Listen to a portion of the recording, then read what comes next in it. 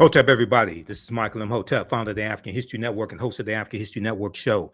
It is Sunday, March 24th, 2024, and we are live. We have a very exciting show for you today. Some of you all have seen the post on my Facebook fan page, the African History Network, my personal Facebook page, Michael Imhotep, Imhotep, and on my Instagram page. So on today's show, we're going to deal with a portion of this interview that Candace Owens, Black conservative grifter Candace Owens, did on the Breakfast Club this past week with Charlemagne the God and DJ Envy. He's gotten over 1 million views on their YouTube channel, on the Breakfast Club YouTube channel. There have been numerous articles written about it. She's talking about she's going to vote for Trump again, even though he incited an insurrection. She talked about how she thought Trump in 2016 would be better for the economy and Republicans in general, better for the economy. All that's false. Okay. What we're going to, so I did a post on our Facebook page, the African History Network, and I talked about how she told so many lies in this interview that I'm going to have to do a multi-part series to break this stuff down. Okay. So this is part one, and I've got a lot of information to get to. What I want to deal with is what she said at 13 minutes and 9 seconds into the interview, dealing with the Great Society programs, President Lyndon Baines Johnson, and African Americans. Okay. So in case you missed it, and ain't missed much, but in case you missed it, I want to go to exactly what she said. So everybody knows. I want to play an excerpt of this for you to check this out. And one of the biggest problems with a lot of what she said is Charlemagne the God and DJ Envy did not challenge her on it, did not push back, did not provide facts. Let's go to this clip. He hated Black people. I mean, one of the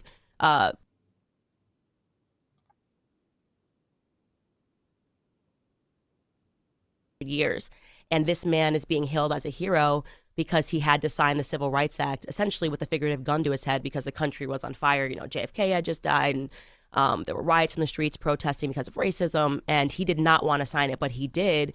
And with the other hand, he signed the Great Society Act and incentivized welfareism and, you know, programs to incentivize not marrying Black men. You know, to think that we had government agents knocking on the door, going into the homes of Black women and being like, there better not be a man that lives here. We're just here to check to make sure if you want this check, dad can't be home. Every other ill that Black America is facing today is because we've removed fathers from the home. So I am like a big, you know, I use my platform to talk about men a lot and the need for male leadership, everything that is so harmful, this, you know, Me Too, false feminism, all of this crap. It's anti-man, and it's anti-man for a reason, because a society cannot survive without strong men. A household cannot survive without strong men. We need strong men to lead homes. And so the fracturing of the Black family, I think, was the test. Like, you know, like we were the mice in the experiment. Like, let's see how that goes. And now they're kind of doing that writ large. And I hate feminism so much. I can't even tell you, because what it's about is it's just an attack on men. Hold on, you just said a lot, Candace. So let's talk about some of these things. Now, you said a lot. Now with the she talks about feminism. She talks about let me stop this clip. She talks about feminism. She talks about the attack on the African-American family. She talks about the importance of Black men. She's not married to one, but she talks about the importance of Black men. I agree. African-American men are important. Okay. And for feminism, there are criticisms that African-Americans have made about feminism, quote unquote, white feminism. Now, let me say this from the start. Women should have equal rights to men. Women should get equal pay to men. Women should have equal rights to men. Women should not be abused. All of that. Okay. There are some areas where a lot of African Americans say, quote unquote, white feminism goes too far. There is some a legitimate case for that. But let's look at this. Let's take this step by step. Okay.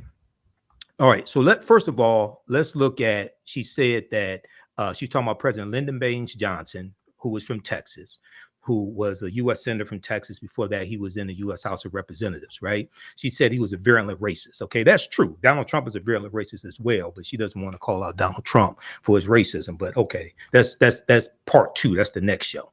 But let's look at this article here from msnbc.com. And this is nothing new. We've talked about this here on the show before.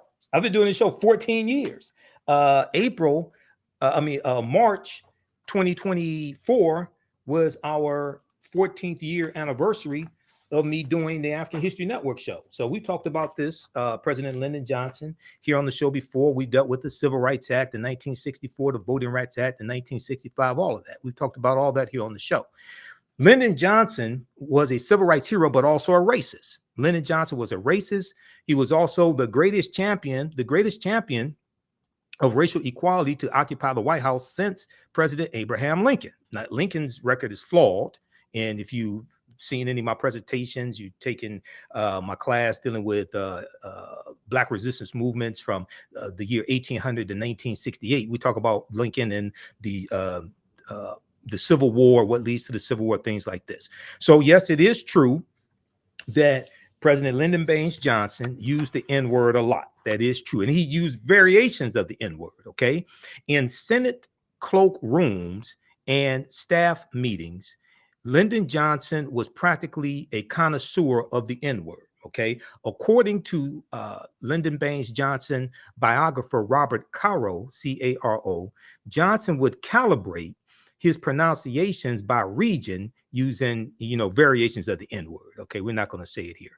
Now, discussing civil rights legislation with men like Mississippi Democrat James Eastland, who committed most of his life to defending white supremacy, he'd simply call it the N-word bill. He'd simply call it the N-word bill. Okay, this is what Lyndon Baines Johnson called the Civil Rights Act of 1964. Right now. And you study James Eastland of Mississippi. James Eastland of Mississippi, he was in the House of Representatives. I'm sorry, he was in the U.S. Senate. Senator James Eastland of Mississippi, and Eastland had the Confederate battle flag of Northern Virginia in his office. If you ever see a picture of him, just Google Senator James Eastland of Mississippi. Okay. Now, then in 1957. Johnson would help get the N-word bill passed, known as the Civil Rights Act of 1957. The Civil Rights Act of 1957.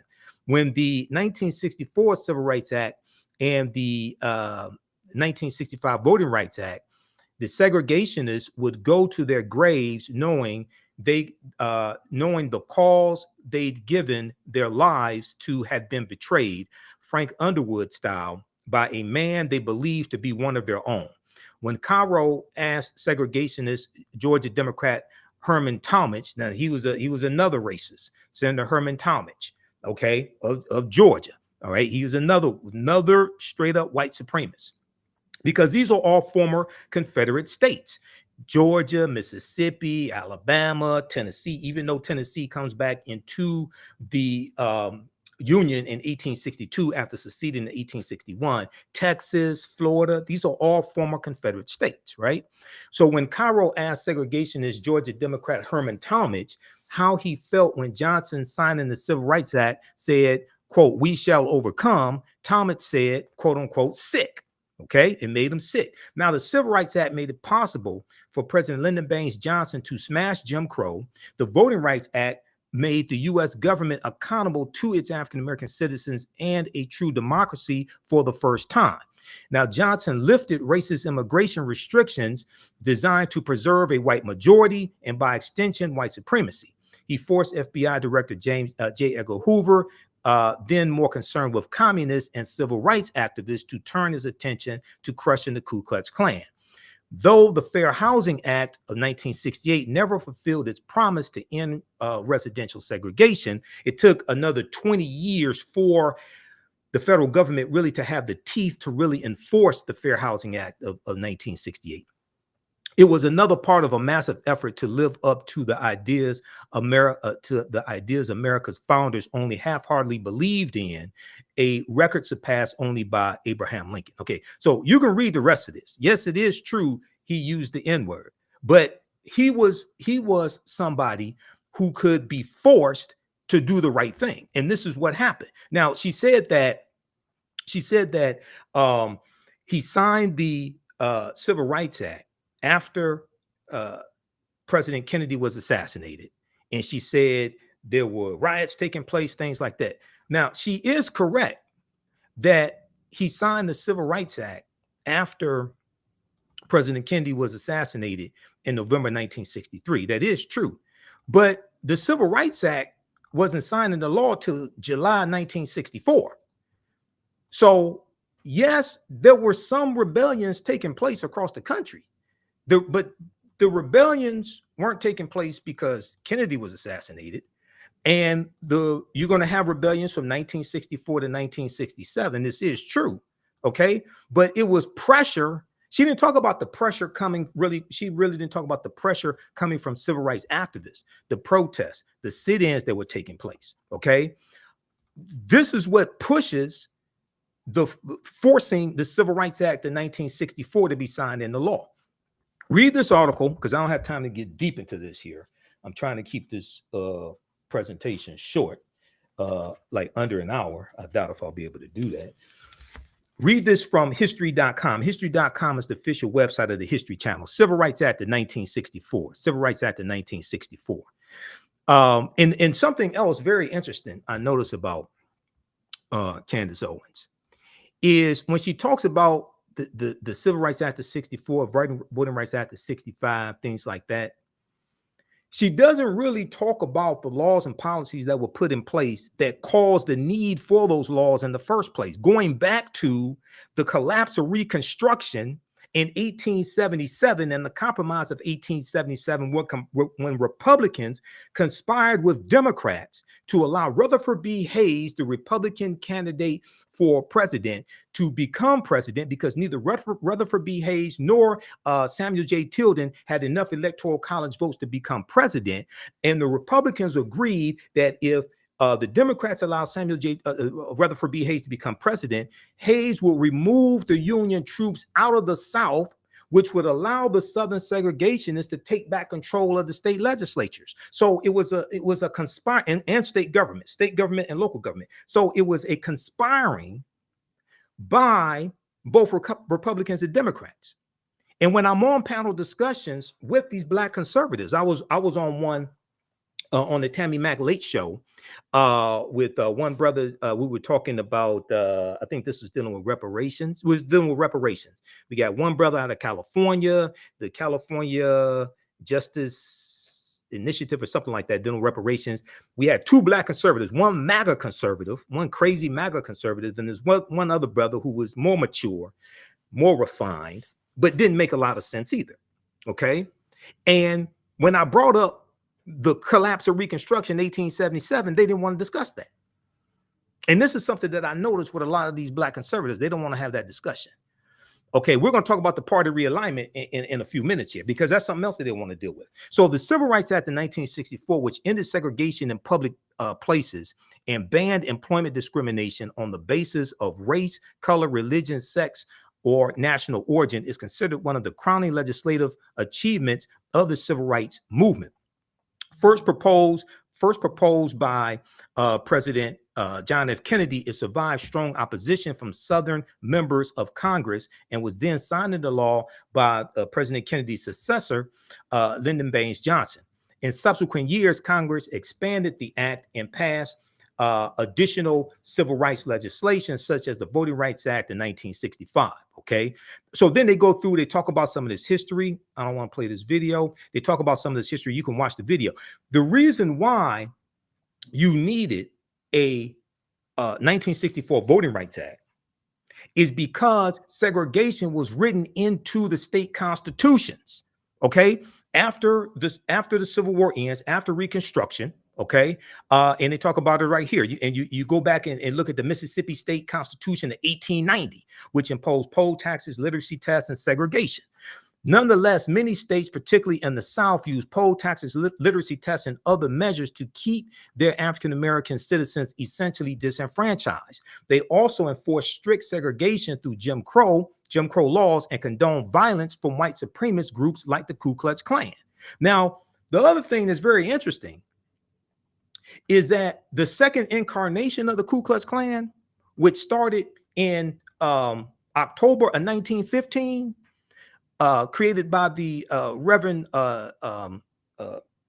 William Joseph Simmons, after he saw the movie The Birth of a Nation, that had both Republicans and Democrats. The second incarnation of the Ku Klux Klan, because most of the early Klan members had died out by 1915. The Klan was not powerful like in 1915. There's going to be a resurgence of the Ku Klux Klan. And that second incarnation was largely because of the movie The Birth of a Nation that rejuvenated the Ku Klux Klan. You're going to have a second incarnation, and you're going to have both Republicans and Democrats in this. And if you read this article here, there's a good article from the Washington Post that deals with, let's see, I think this is it. Okay, well, you got one from history.com, how the birth of a nation revived the Ku Klux Klan. So read that one. There's also one from a good article from the Washington Post dealing with the Reverend William Joseph Simmons and the Ku Klux Klan. That's the one from Washington Post. I usually cite that one a lot. Yeah, this one right here.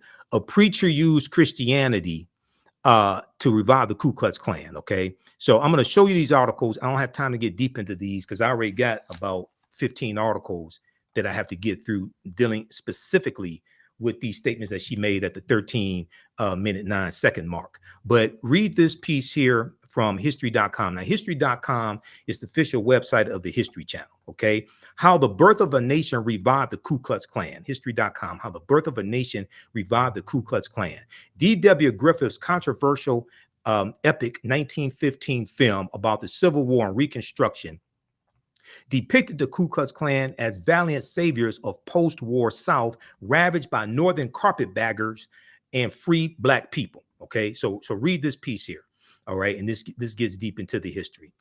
All right, now, and I'll post this link here also. And they talk about Thomas Dixon because the movie The Klansman was based upon a novel by a man named Thomas Dixon. Okay, it was actually the Reverend Thomas Dixon, if I remember correctly. All right, so. Now, the piece I was looking for, because I have thousands of articles archived, and I monitor about 35 different news sources on a daily basis. The article that I was looking for was this one right here. This is from the Washington Post. This is from 2018, and it deals with the Reverend William Joseph Simmons. And he is the man who created this second incarnation of the Ku Klux Klan, and they held a ceremony on top of Stone Mountain in Georgia. And Stone Mountain in Georgia has the largest Confederate monument of anywhere in this country. I've been to the top. I've climbed Stone Mountain because they have a trailway where you can climb up. People use it for exercise, things like this. And I've been to the top of Stone Mountain. All right. This article right here. The preacher who used Christianity to revive the Ku Klux Klan. Now, I know this probably sounds like a Trump supporter, but no, this is in 1915. Now, this is a good article by Deneen L. Brown. I've read a number of articles by Deneen L. Brown for the Washington Post. This is from April 10th, 2018. Here's a picture of the Reverend William Joseph Simmons. And they talk about 1915, him reviving the Ku Klux Klan, this second incarnation. And they talk about he declared himself Imperial Wizard of the Klan, and they talk about the movie The Birth of a Nation. Okay, so check out this article also. All right, let me post this here. Okay, let's continue. All right, now, I want to go to this piece there was a good article from 2011 from theroot.com. And I'm not a big fan of The Root. I read articles here and there from them. I'm not I've read The Root for years, periodically. They have some good articles here and there. But this one right here by Cynthia Gordy, June 17th, 2011. Welfare, Fathers, and Those Persistent Myths. Welfare, Fathers, and Those Persistent Myths. Okay. So this goes through and dispels this myth about the Great Society programs, welfare, and Black men not being in the home, making it illegal for Black men to be in the home. We got this, and I got some other information to show you as well. So let's look at this quickly here, break this down. welfare fathers and those persistent myths. Okay, so they talk about the movie Claudine from 1974, starring Diane Carroll and James Earl Jones.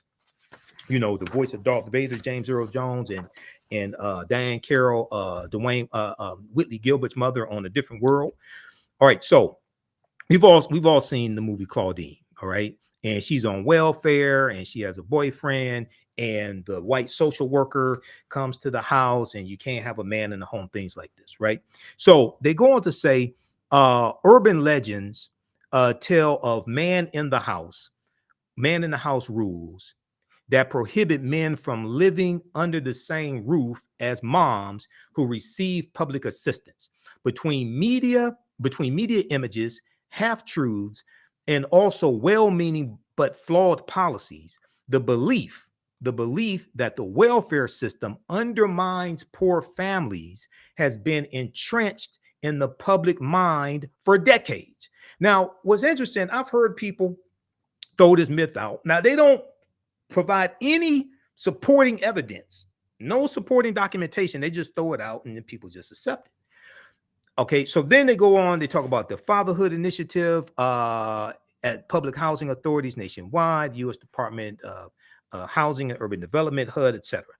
If we go down here, let's see, continue reading. I want to go to the section, clearing up misconceptions.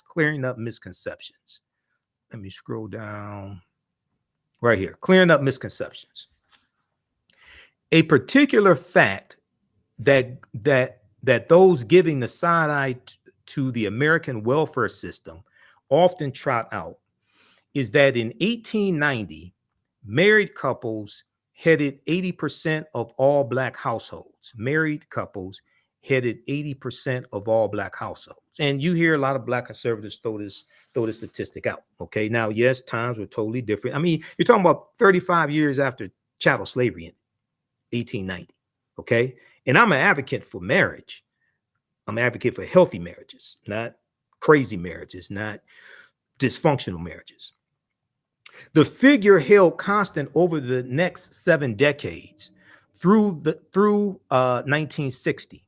However, by 1970, after President Lyndon Baines Johnson established social reforms like WIC, the Special Supplemental Nutrition program for women, infants, and children, food stamps, Medicaid, and public housing projects, Black families with mothers and fathers at home had fallen to 64%. Now, we're going to look at the history of WIC, because the WIC legislation actually is in 1972. Is proposed in 1969 under the and that would be under the Richard Nixon administration. Okay, because, well, it's 69 under the Richard Nixon administration, because Nixon takes the oath of office January 20th, 1969. We know he runs in 1968 and wins. Lyndon Johnson does not run for re-election in 1968. Okay, so we're going to look at that. She talked about the welfare system starting in the 1950s. Then she said the welfare system, food stamps, all this stuff starts with Lyndon Johnson. Now, in all actuality, and I'm going to show you this, welfare began in 1935 under the Social Security Act of 1935 as part of the New Deal from President Franklin Roosevelt to fight against the Great Depression, because there were so many destitute white people. That's when welfare started. Okay, welfare didn't start with the Great Society programs. Okay, so we have to look at this. I'm going to show you that in just a minute, because I'm a historian. So proper documentation ends all conversation. I understand history. I can provide you with the evidence. I'm listening to Candace Owens. I can tell she does not understand history. And that's why when you listen to her, usually, in like in these interviews, she doesn't provide any underlying documentation. She doesn't provide any evidence, anything like that. She just throws out tax Lyndon Johnson and, you know, different things like that. No evidence. All right, so let's continue here. Black two-parent homes continue to plummet over the next 20 years. hitting 38% in 1990. Okay, so African American two-parent homes, 38% in 1990. 1960 is like 80%. Okay, headed by two parents. All right, now Andrew Billingsley,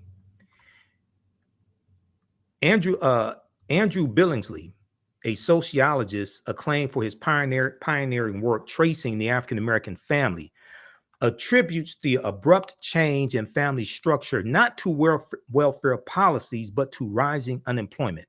Not to welfare policies, but to rising unemployment. This is what he told TheRoot.com. Quote, what happened in the mid-1950s were technological changes that abolished unskilled jobs that most black men could do, and created high-tech jobs they could not do. Okay, so and even at this time in the 1950s, even though some of us are able to get into labor unions, there's still a lot of discrimination in the labor unions where a lot of us can't get into those. And it's also important to note that labor unions, these large labor unions that you're going to see, are largely going to start after chattel slavery ends, with the 13th Amendment being ratified and adopted December 18th, 1865. The 13th Amendment is adopted. 1866, you have the National Labor Union created.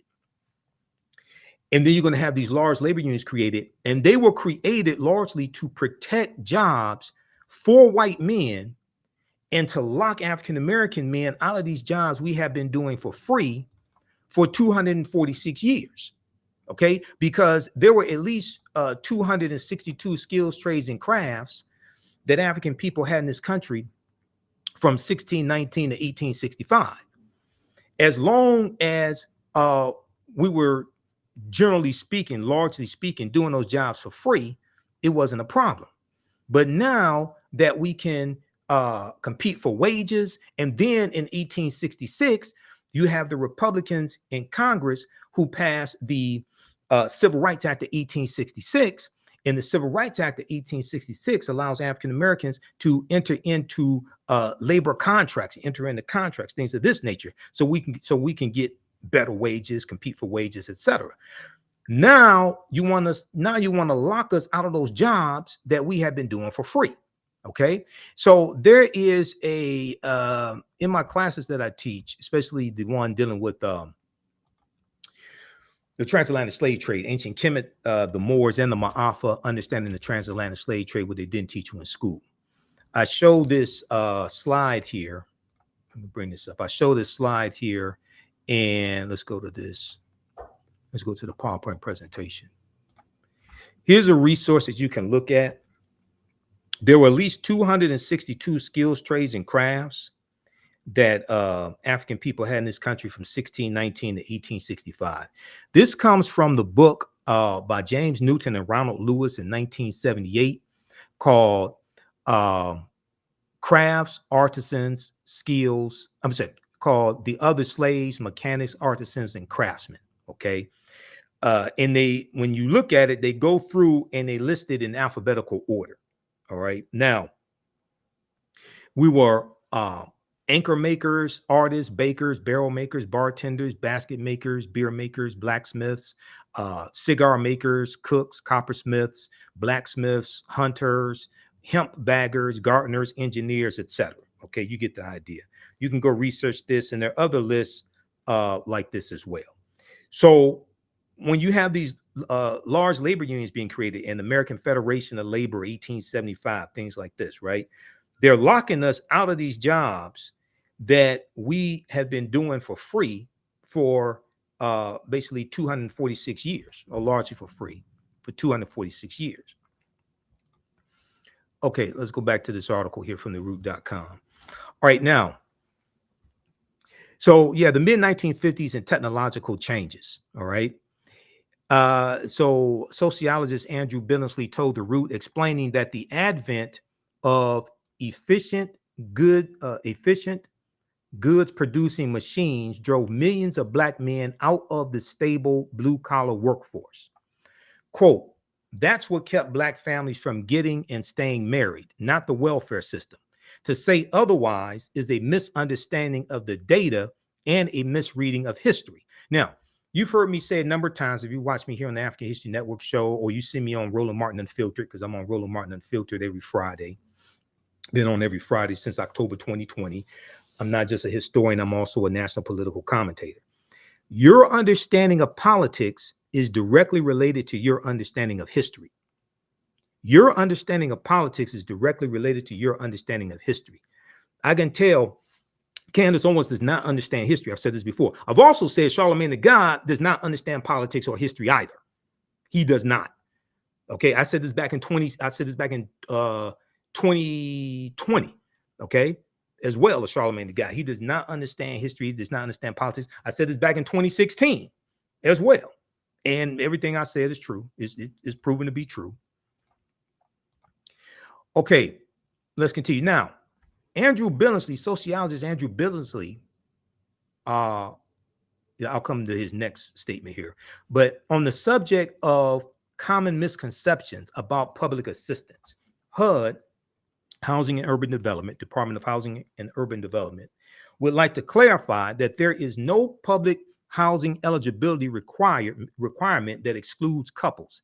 Some states used to apply such regulations, but check this out. This is what the Black conservatives, most of them, are not going to tell you, especially Candace Owens.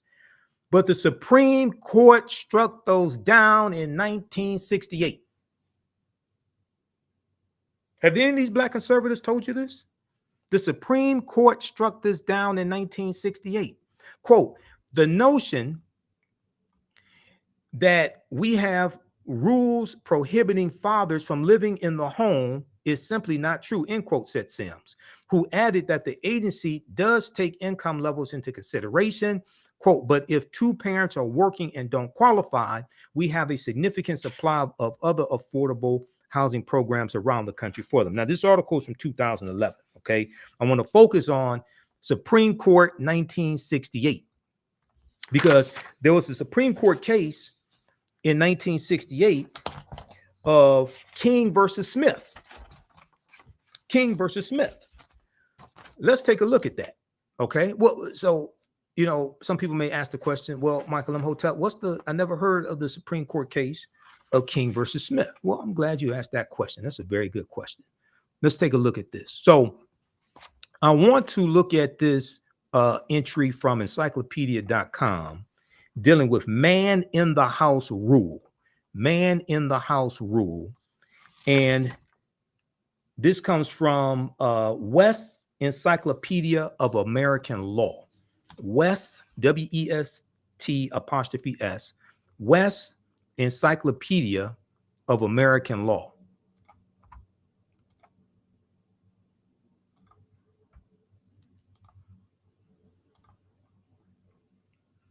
Okay, man in the house rule. Okay, and encyclopedia.com has gives you access to all these online encyclopedias so you can do research. Okay, man in the house rule, a regulation that was formally applied in certain jurisdictions that denied poor families welfare payments in the event that a man resided under the same roof with them.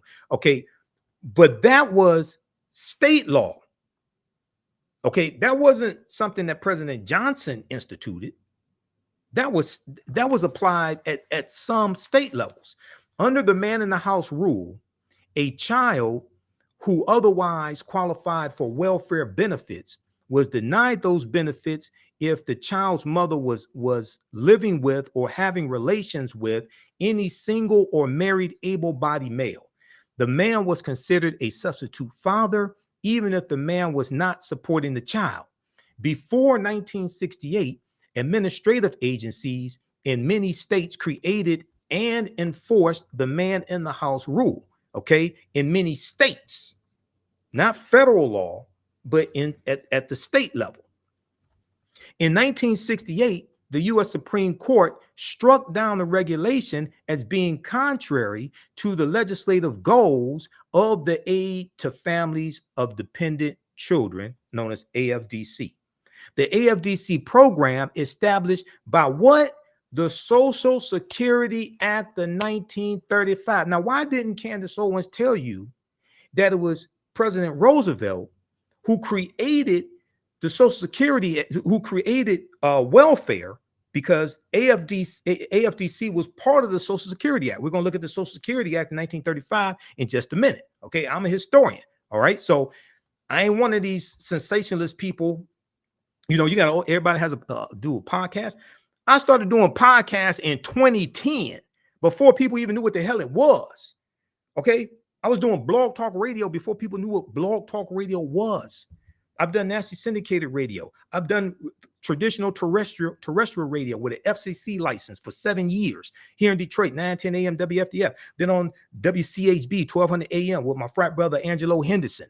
I did a recurring segment on his show for a year. So I've been in radio 14 years. Okay, I still do podcasts, but I was doing that before anybody knew what it was.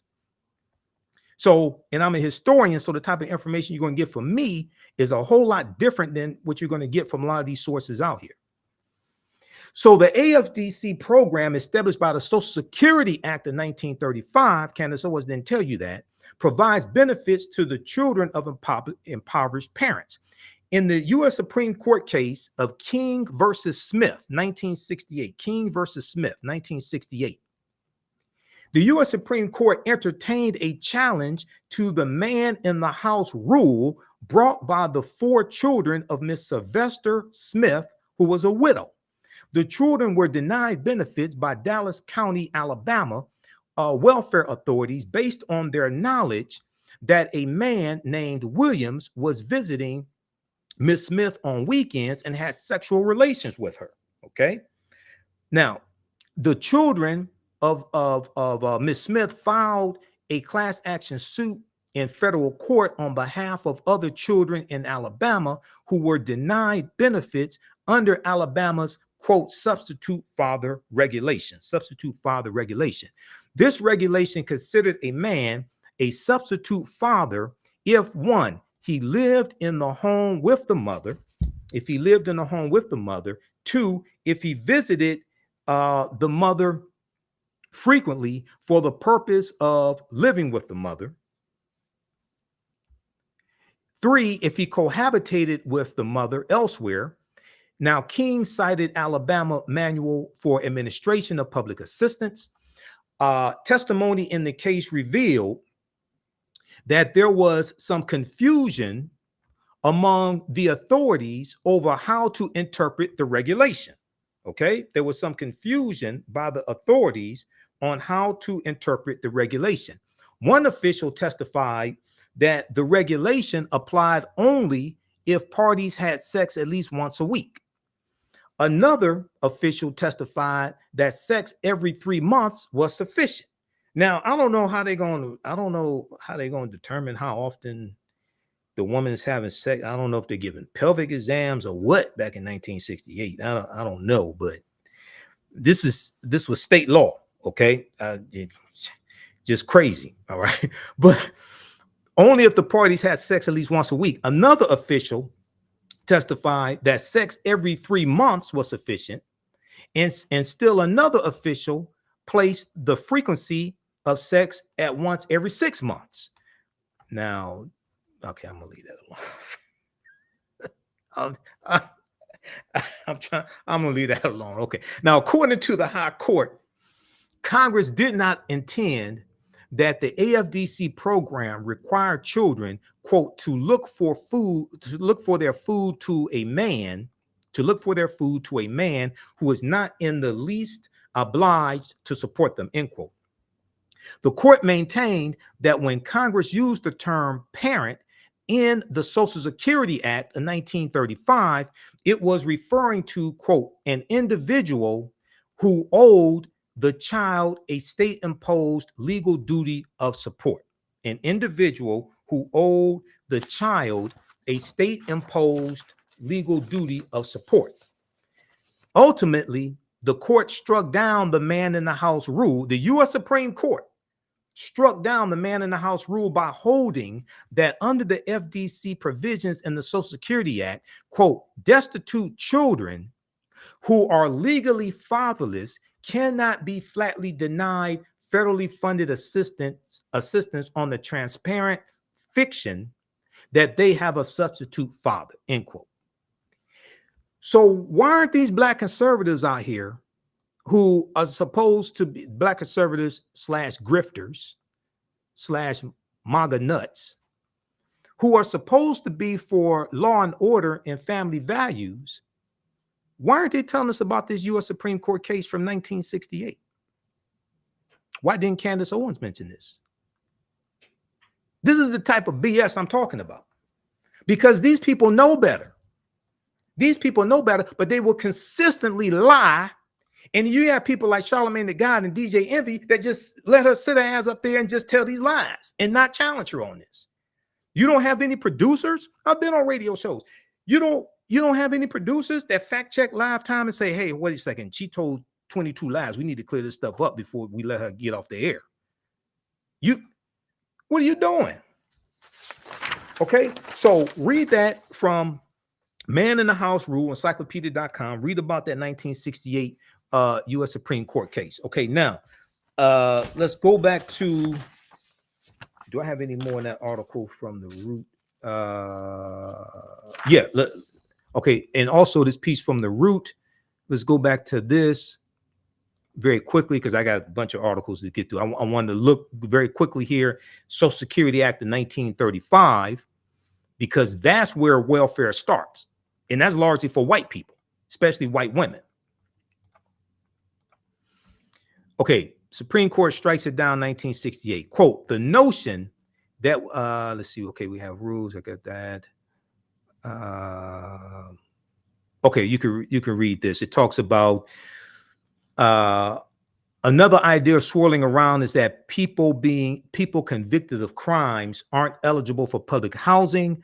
Under the national policy, there are only 2 crimes for which we prohibit anyone from coming in, and that's if you sold methamphetamine or if you are a lifetime registered sex offender.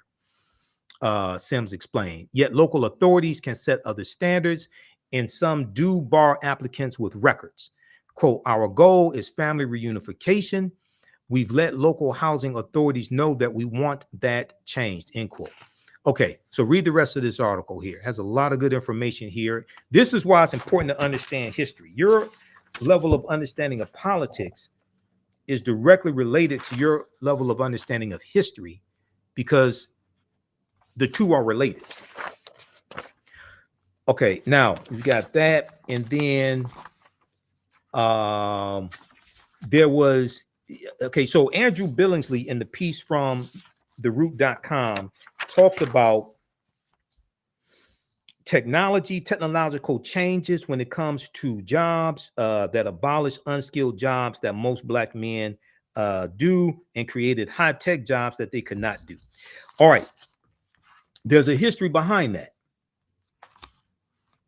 And if we look at this article here from InTheseTimes.com, we saw that happen here in the city of Detroit. And this surrounded the auto industry. And let me find this article. Let me pull this up here. So this is a piece from 2013. And they cite Thomas Segru,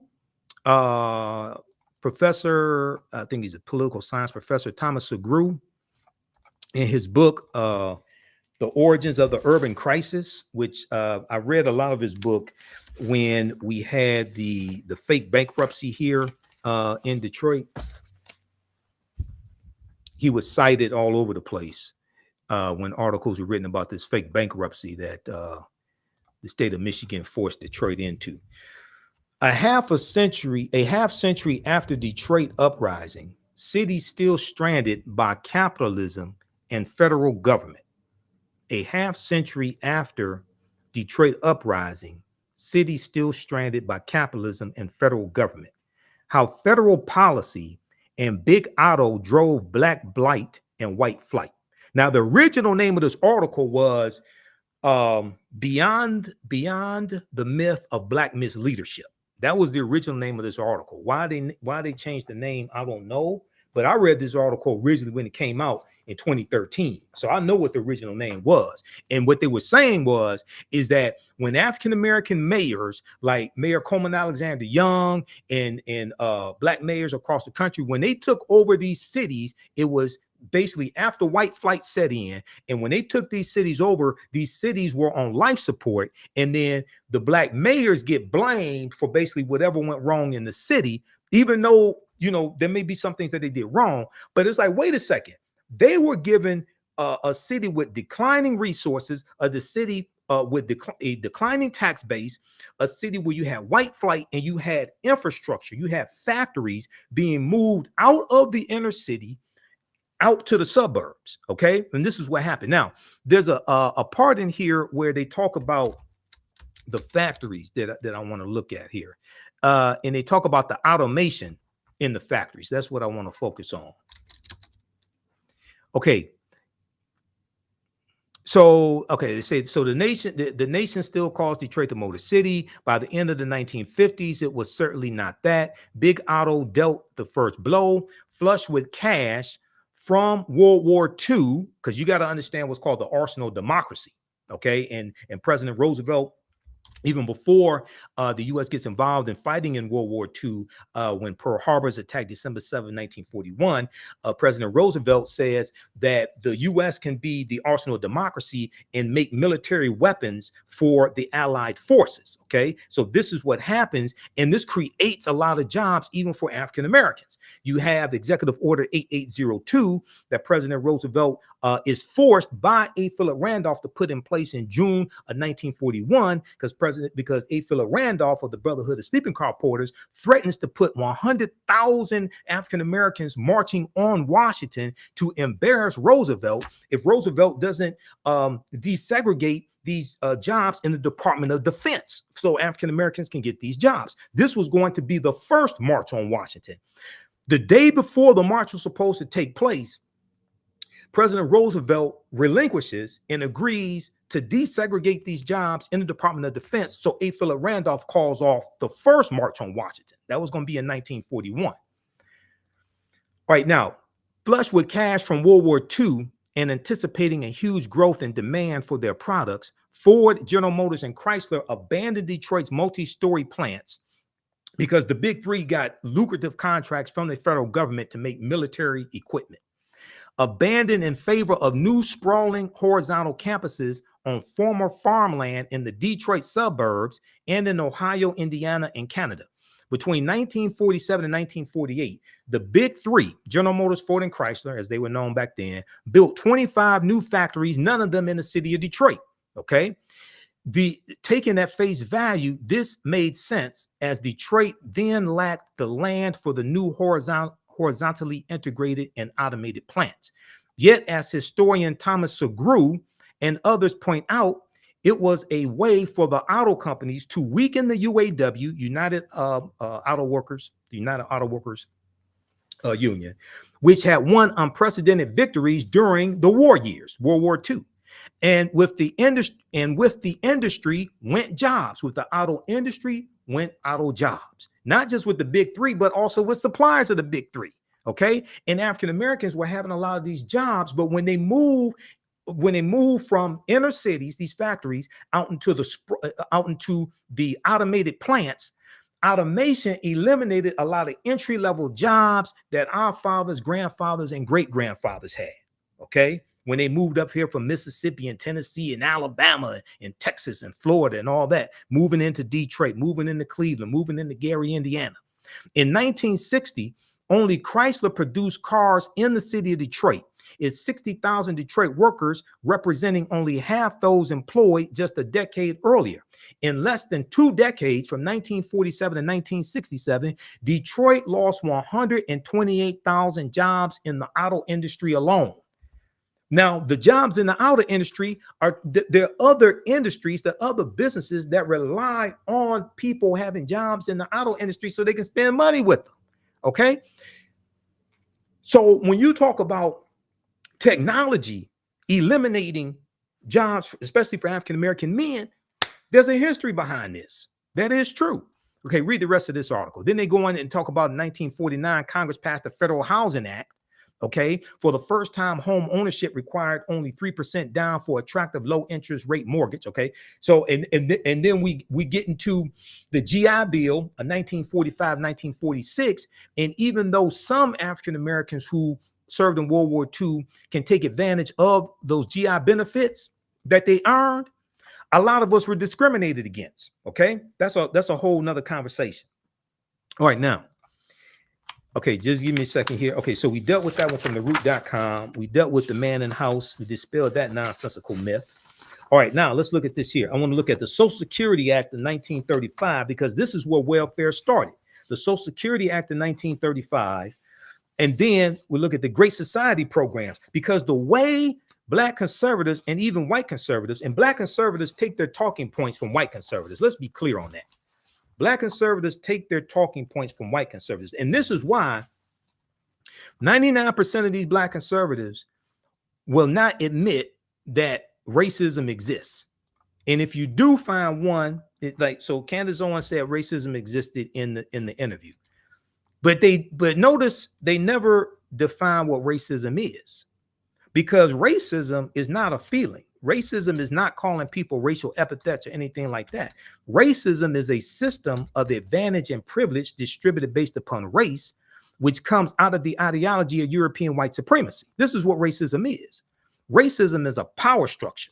Okay, racism occurs when one race of people control the majority of the wealth, power, resources, privileges, benefits, land, access to education, access to opportunity, etc. And they use that to marginalize, subordinate, and do harm to another race of people. This is what racism is. That's the power structure. So then you have some people who say, well, racism exists, but systemic racism doesn't exist. Okay, because they want to reduce racism to an individual level. They're confusing racism with bigotry. Bigotry is calling people racial epithets and racial slurs and hating people. That's not racism. Racism is a power structure. And racism is designed to preserve genetic white survival. So you have people like Senator Tim Scott, Republican from South Carolina. And Senator Tim Scott, he attacked the Great Society programs. Senator Tim Scott was on in 2023 when he was running for president, his short-lived presidential campaign. They really didn't go anywhere.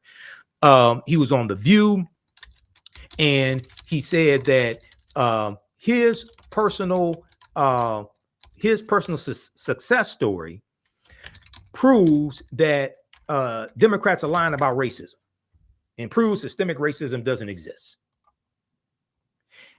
The trick of Black conservatives. Now, let me say this from the start. I'm neither Democrat nor Republican, but I sure as hell ain't stupid. Okay. I'm a historian and national political commentator. I study politics. I can see whose policies overwhelmingly are more beneficial for African Americans, and I can see who keeps voting against those policies and keep blocking those policies. Like Senator Tim Scott was the one that blocked the George Floyd Justice and Policing Act in the U.S. Senate. The only Black senator is the one who blocked the bill. Okay, so if you watch me here on the African History Network show, you see me on Roland Martin Unfiltered, you see me on any other shows that I've been on, numerous shows I've been on over the past few years, you know, I deal with facts and evidence. Read this article from thehill.com. Scott's comments on Great Society sparks debate on Black Americans, September 28th, 2023. And Senator Tim Scott, he parrots, you know, what Candace Owens says. They attack Lyndon Baines Johnson, Great Society programs, things like this.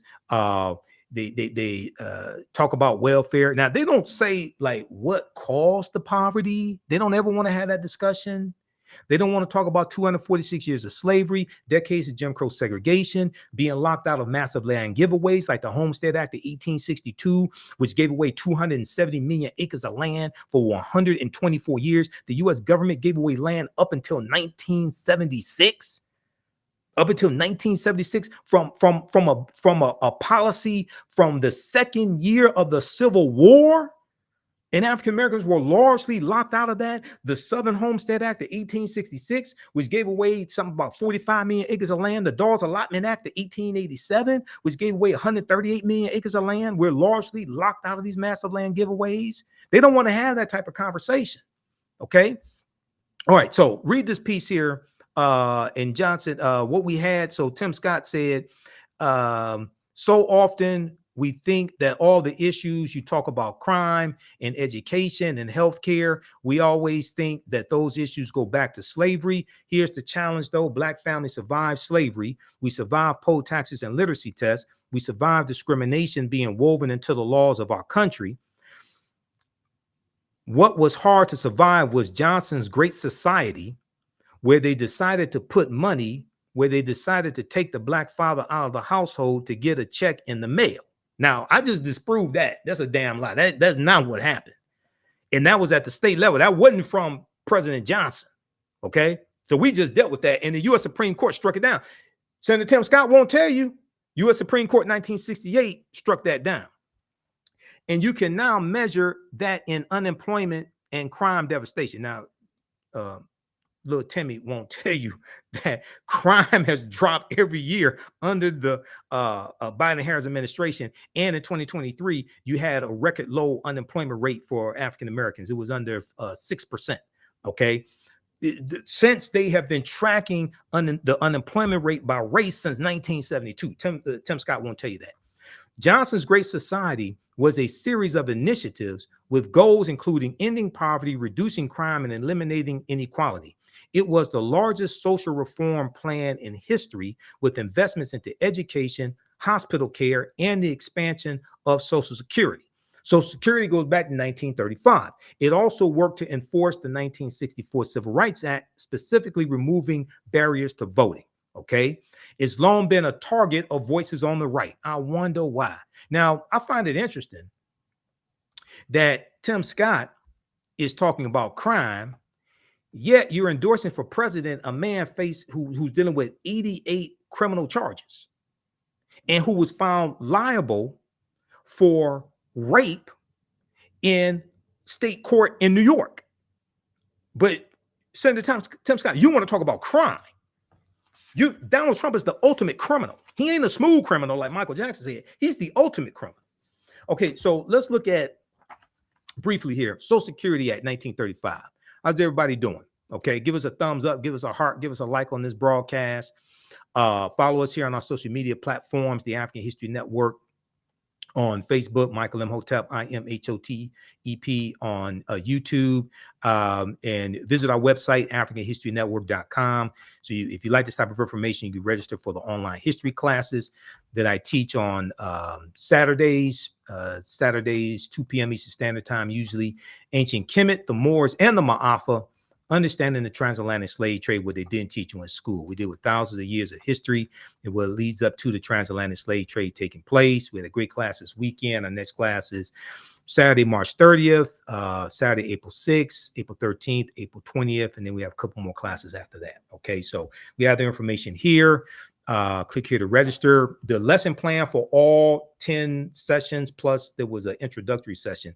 The lesson plan is all laid out here, so you can see the type of content that we cover. Click here to download the lesson plan, and you can register for the class right here. We do the sessions live. All the sessions are archived and recorded.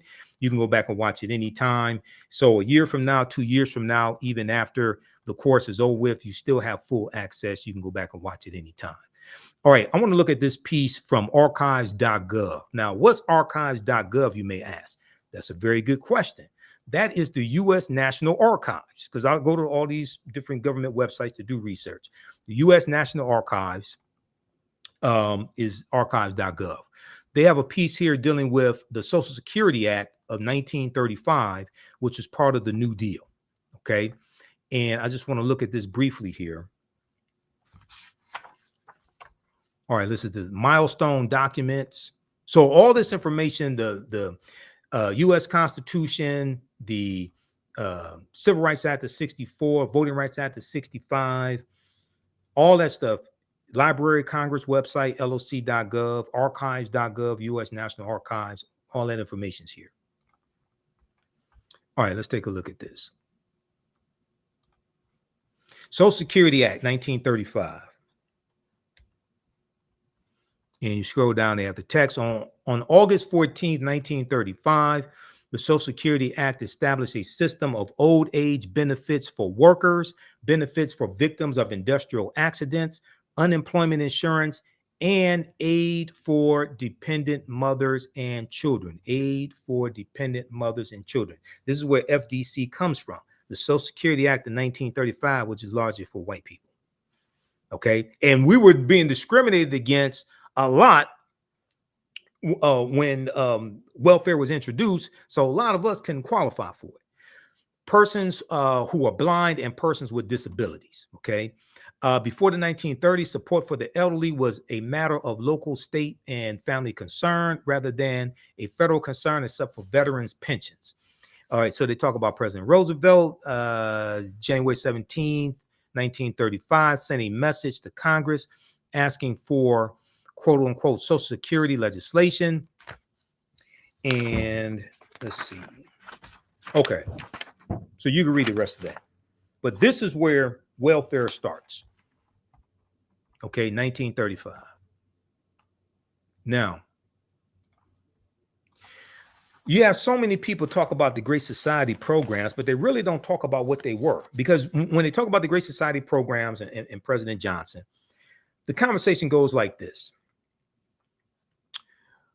Poverty, poor Black people, they didn't want to work, given food stamps, given welfare, and they're made to look like they're living off the government, too lazy to get a job or something like this. These are the racial tropes that are thrown out, and sometimes they're echoed by African Americans as well. Okay, so let's look at this. What was the Great Society program? Okay, of dealing with President Johnson. Okay, 1964. All right, that's a good question. So I want to go to this piece here. Great Society programs definition. This is from history.com, official website of the History Channel. Let's see. Let's go to. Oh, also this article here on the Social Security Act. You can read this one as well. Let me pull this up here quickly.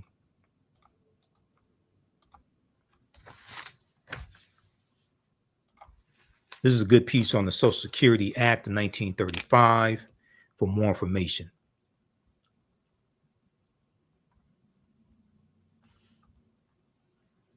Okay, Social Security Act signed into law by President Franklin Roosevelt, 1935, created Social Security, a federal safety net for elderly, unemployed, and disadvantaged Americans, blah, blah, blah. Okay, so they go through and give you a history on that. Early forms of Social Security, etc. Industrial Revolution. Okay, so check that out.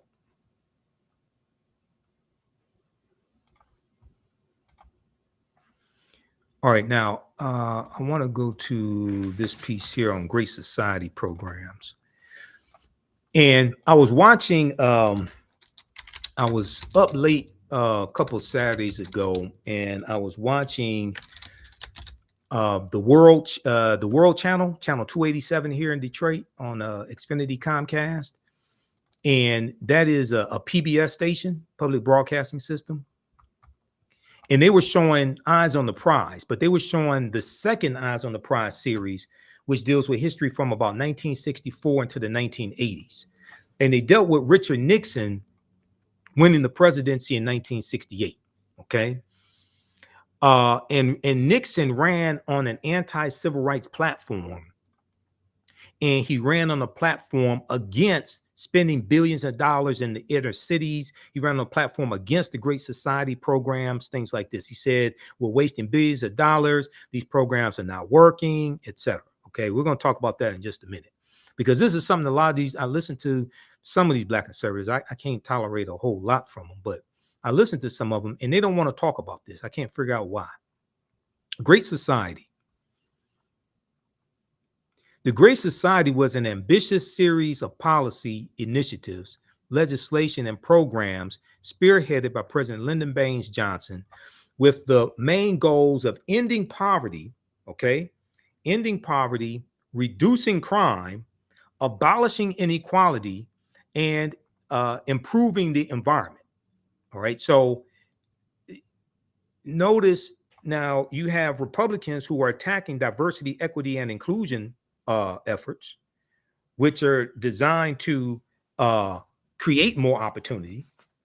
They just struck down the 6-3 conservative Supreme Court, Donald Trump Supreme Court, because those are lifetime appointments, just struck down affirmative action when it comes to college admissions. And now they're going after, you have conservative activists like Ed Bloom. Now they're trying to go after DEI programs. You just had Alabama, Governor Kay Ivey in Alabama signed a bill into law, which makes DEI programs in state-funded DEI programs in the colleges, things like this, made that illegal in the state of Alabama. Good old Alabama, former Confederate state, which was ground zero. Remember, Selma, Alabama was ground zero for the Voting Rights Act in 1965. Okay, so President Lyndon Johnson with the main goals of ending poverty, reducing crime, abolishing inequality, and improving the environment. In May of 1964, President Lyndon Baines Johnson laid out his agenda for a great society, quote unquote, great society, during a speech at the University of Michigan, right here in the state of Michigan, where I live. With his eye on re-election that year, Johnson set in motion his Great Society, the largest social reform plan in modern history, the largest social reform plan in modern history, riding a wave of empathy. On November 22nd, 1963, we know that President Kennedy's assassinated, so Lyndon Johnson is sworn in as he was vice president, sworn in as president. The assassination of Kennedy left American citizens reeling. Okay, left American citizens reeling. They felt empathy, even sympathy for Johnson as he became president under such difficult circumstances. Johnson took advantage of this support to push through key elements of Kennedy's legislative agenda, in particular, civil rights legislation and tax cuts. Now, keep in mind, there was a filibuster in the U.S. Senate for about 2 months blocking the Civil Rights Act of 1964. Okay, so he had to use a lot of political capital to get the Civil Rights Act of 1964 passed. Okay, the way they summarize it here makes it sound a lot easier than it was.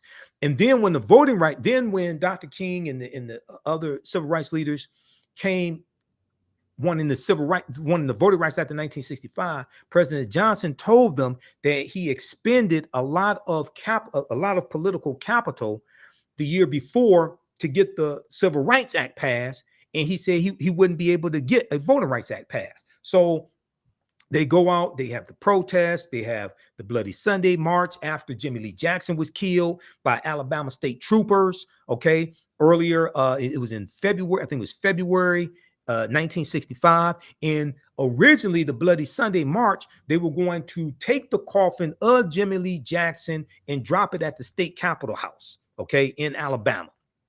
The Selma to Montgomery March, because Montgomery is the capital of Alabama. That's what the original march was going to be. Okay, after Jimmy Lee Jackson was assassinated, and he was part of the inspiration for that Selma to Montgomery March. Now, by the time he became president, Johnson was a Green politician, wasn't a Green politician, nor a pushover. After several stints in the U.S. House of Representatives and U.S. Senate, where he was the youngest Senate minority leader and then Senate majority leader, he earned a reputation as a powerful leader who knew how to get things done. Okay, so they talk about the war on poverty. In March 1964, Johnson introduced the Office of Economic Opportunity and the Economic Opportunity Act. The Office of Economic Opportunity and the Economic Opportunity Act during a special message to Congress. He had hoped to help the underprivileged break the poverty cycle by helping them develop job skills, further their education, and find work. Okay, hold on, wait a second. Because when we hear these conservatives, Republicans, MAGA, nuts, etc., when we hear them talk about the Great Society programs, they sum up Great Society programs as welfare, lazy Black people, don't want to work, etc. They don't talk about job training and job programs and education programs. That's all part of the Great Society. So you have to ask yourself this question. Well, why are they giving this skewed revisionist history of what the Great Society programs were? I don't know. Maybe you can figure it out. I don't know. President Johnson had hoped to help the underprivileged break the poverty cycle by helping them develop job skills, further their education, and find work. To do this, he created Job Corps for 100,000 disadvantaged men. Half would work on conservation projects, and the other half would receive education and skills training in special job training centers. In addition, President Johnson tasked state and local governments with creating work training programs for up to 200,000 men and women. Okay? Don't sound like lazy people that don't want to work. A national work study program was also established to offer 140,000 Americans the chance to go to college who could otherwise not afford it. So if you've been to college and there was a work study program in college where you worked, I think is 20 hours or less, so you work 20 hours and you get paid from the college and there's federal funding around that, things like this. This is where the work study program comes from. The Great Society programs, okay? So people could go to college and earn some money at the same time. A national work study program was also established to offer 140,000 Americans the chance to go to college who could otherwise not afford it.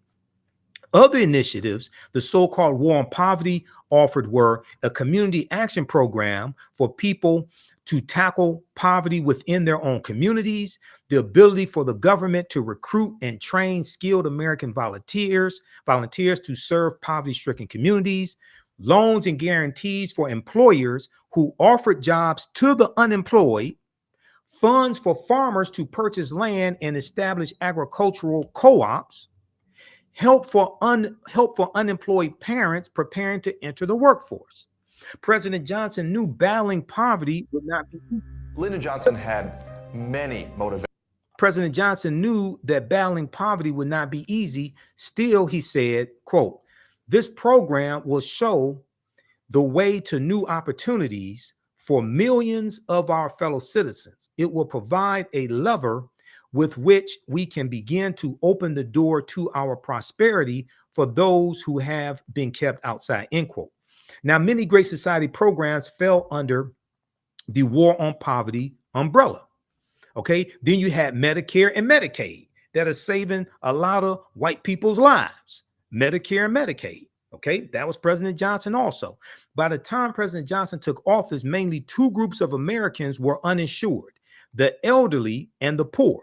Despite President Kennedy championing health care for the needy during his 1960 presidential campaign and beyond. Now, he ran against Nixon in 1960. Nixon comes back. Nixon lost in 60, comes back and wins in 68 on an anti-Black agenda, anti-affirmative action, a law and order agenda, basically anti-affirmative action.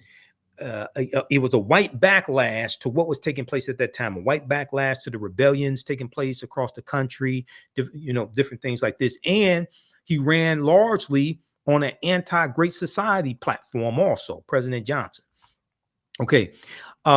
Despite Kennedy championing healthcare for the needy during his 1960 presidential campaign and beyond, and public support for the cause, many Republicans and some Southern Democrats in Congress shot down early Medicare and Medicaid legislation. So read the rest of that. Then you have Head Start education and reform to empower parents and make sure every child had a shot of success in life, no matter their social or economic circumstances. President Johnson, politician and activist Sargent Shriver, and a team of child development experts launched Project Head Start. Okay, so Head Start, that's President Lyndon Baines Johnson also, the Great Society programs. The Head Start program started as an eight-week summer camp run by the Office of Economic Opportunity for 500,000 children ages 3 to 5. Since the program's inception, it has served over 32 million vulnerable children in America. Okay, so read the rest of this as well. Okay, And then they talk about urban renewal also. All right, so this is Great Society. Name of this article, Great Society. This is at history.com. Now, I wonder why these black, especially these black conservatives out here, when they talk about the Great Society programs, they don't explain it like this and lay out the facts and lay out what the programs were and things like this and how they were helping people. So you're going to have President Nixon, like I said, who's going to come in. And even though, you know, he talked about cutting red tape and he still wanted to help the poor and needy, etc. Nixon wasn't completely successful, however, and the political infighting for social reform has been raging ever since. But he ran on the platform of largely reducing the amount of money that's spent on those social programs. And then we know that President Reagan is going to run on a similar platform. Okay, now,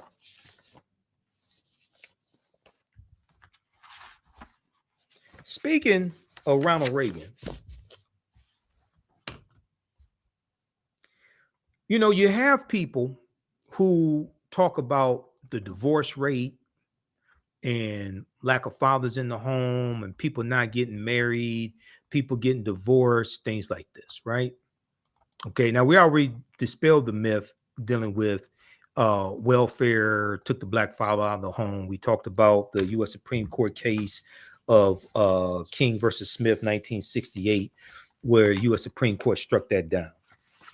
We already talked about that. Do you know when the U.S. divorce rate started really climbing? It was in the 1970s, the early 1970s. And then you started seeing this reflected in TV shows like Maude, TV shows like One Day at a Time. I think it was One Day at a Time. Movies like Kramer versus Kramer, you know, Dustin Hoffman, like 78, 79. Check out this article from CNN.com. Now, I've talked about this before here on the African History Network show, because I've been doing the show 14 years. What is no-fault divorce, and why do some conservatives want to get rid of it? Now, this is from November 27th, 2023. Do you know when the no-fault divorce law went into effect? That was in 1969. Where did it start? In California. Who signed it into law? The governor of California. Who was the governor of California in 1969? Ronald Reagan. Aren't Republicans supposed to be the party of family values? Let's look at this. So what is the history of no-fault divorce in the U.S.? No-fault divorce was first legalized in California in 1969 by then Governor Ronald Reagan, who used to do movies with a chimpanzee. Okay, that's a whole nother conversation. Who would eventually become the first U.S. president who had been divorced. Okay, former President Donald Trump was the second president to be divorced. The first president, the party of family values, the first president to be divorced was Ronald Reagan. The second president to be divorced was Donald Trump.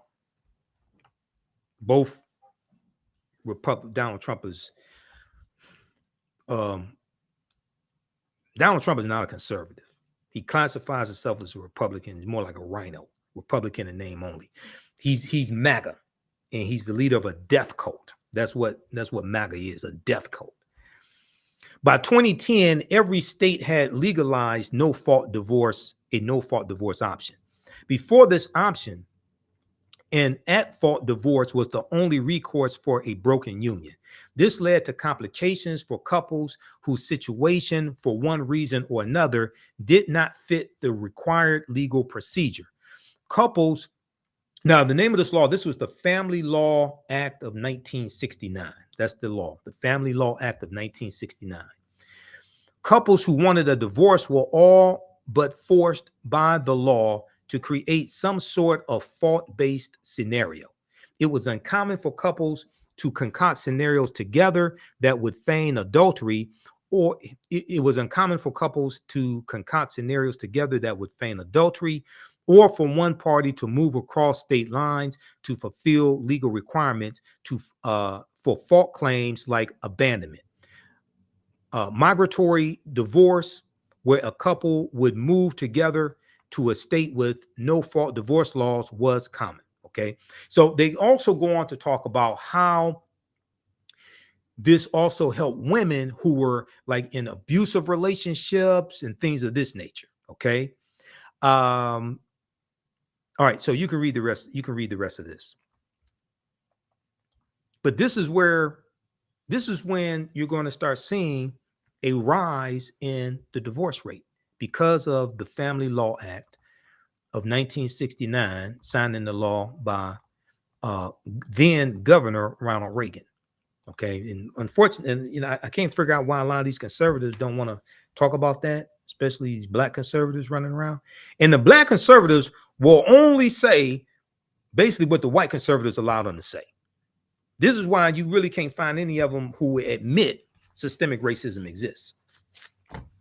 And I said this before on Roland Martin Unfiltered. The reason why they want to admit systemic racism exists is because they have absolutely no policies to deal with it. So they want to pretend like it doesn't exist. So Senator Tim Scott, when he was on The View, he said Democrats were lying about systemic racism. And he said that his personal success story of going from cotton to Congress in one generation proves that systemic racism doesn't exist. That's BS. That's a lie. Okay. Your individual success story does not prove that systemic racism doesn't exist. Racism is a system of advantage and privilege distributed based upon race that comes out of an ideology of European white supremacy. And what these conservatives always want to do is they always want to reduce it down to the individual. Okay. And whenever you find examples that contradict what they say, they try to make that they may agree with you, but then they want to say it's an isolated incident. Okay. They don't want to deal with the broad spectrum of things. All right, now let's continue here because I got a few more articles. Okay. We dealt with InTheseTimes.com. All right, now when the WIC program started? Because I heard Candace Owens say 1950s welfare. Then she said 1960s with President Johnson. You ever study the history of WIC, Women and Independent Children, the WIC program, SNAP program? Let's look at this here quickly. This comes from snaptohealth.org, snaptohealth.org. And there are other sources I looked at on this, but this deals with the history of the WIC program. And it starts here in 1968, history of WIC. During the 1960s, various studies identified hunger as a major problem in this country. Physicians describe young women, often pregnant, in their clinics with various ailments caused by lack of food. In Atlanta, Georgia, doctors and clinic staff began to prescribe needed foods, and the prescription served as a voucher. Women would use to obtain food package. Separately, in Baltimore, Maryland, Dr. David Page of Johns Hopkins University was developing Johns Hopkins University, JOHNS, Johns Hopkins University, was developing a similar food distribution program using vouchers. Now we know the Black Panther Party for Self-Defense, later the Black Panther Party, we know they had a food program also. Then in 1969, December 1969, The White House Conference on Food, Nutrition, and Health focused on the problem of malnutrition and hunger due to poverty. Conference recommendations called for special attention to be given to the nutritional needs of low-income pregnant women. Who was the president in 1969? Was it Lyndon Johnson? No, it was Richard Nixon. This picture right here, President Nixon during the White House Conference on Food, Nutrition, and Health, 1969. 1972. On September 26, 1972, an amendment to the Child Nutrition Act of 1966 authorized WIC. So an amendment to the 1966 Child Nutrition Act authorized WIC in 1972, which means WIC started under Richard Nixon, the Republican. But the Black conservatives don't want to tell you this. Especially Candace Owens, the legislation established the Special Supplemental Food Program as a 2-year pilot program using Dr. David Page's voucher program as a model. 1973, Richard Nixon is president. The program is renamed Special Supplemental Food Program for Women, Infants, and Children, WIC. 2 food packages are developed, one for infants and one for children and pregnant or breastfeeding women. Okay, read the rest of this here. I just find it very interesting that they don't talk about this under a Republican president. I can't figure out why they don't want to say this. I can't figure that out.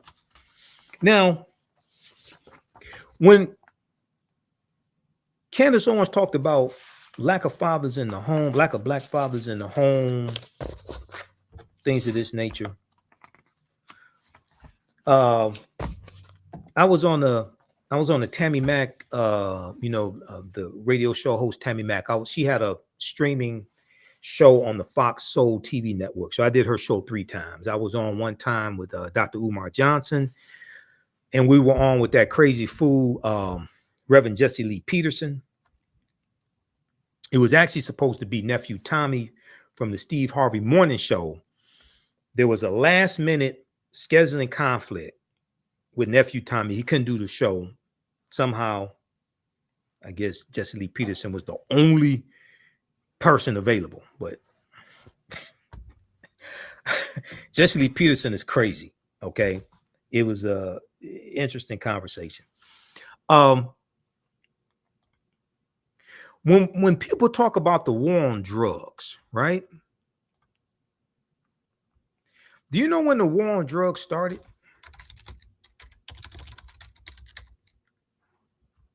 The war on drugs was declared June 17th, 1971. Do you know who declared the war on drugs? It was Richard Nixon to Congress. And Nixon ran, like I said, he ran on a platform, an anti-Black platform of law and order. So I find it interesting when people don't want to, especially these conservatives out here, don't want to deal with this history. Now, back in 2016, I did a 2-hour lecture dealing with the history of Richard Nixon's war on drugs. Did you know that the U.S. prison population quadrupled from about 1970 to 1993? You know, I know people, somehow this myth started that the war on drugs began with the 1994 crime bill. And there were 18 parts to the crime bill. Some were good, some were bad, some went too far. That's true. The Violence Against Women Act was good. The assault rifle ban was good. 3 strikes and you're out, which, if I remember correctly, originated out of California. That was not something that was positive. But that's not where the war on drugs began. That's not where the increase in the prison rate started. That begins with Richard Nixon in 1971. June 17th, 1971, Richard Nixon declared his war on drugs. Do you know who John Ehrlichman was? John Ehrlichman was Richard Nixon's domestic policy advisor. Did you read the April 2016 front page story from Harper's Weekly called Legalize It All, How to Win the War? It dealt with an interview that the author of the article did with the author of the article, Dan Baum, journalist Dan Baum, B-A-U-M, did with John Ehrlichman after John Ehrlichman got out of prison, out of federal prison, because he went to federal prison for 18 months behind the Watergate scandal. In Legalize It All, the April 2016 cover story of Harper's Magazine, journalist Dan Baum, author of Smoke and Mirrors, The War on Drugs and the Politics of Failure, discusses his 1994 interview with John Ehrlichman. John Ehrlichman died in 1999.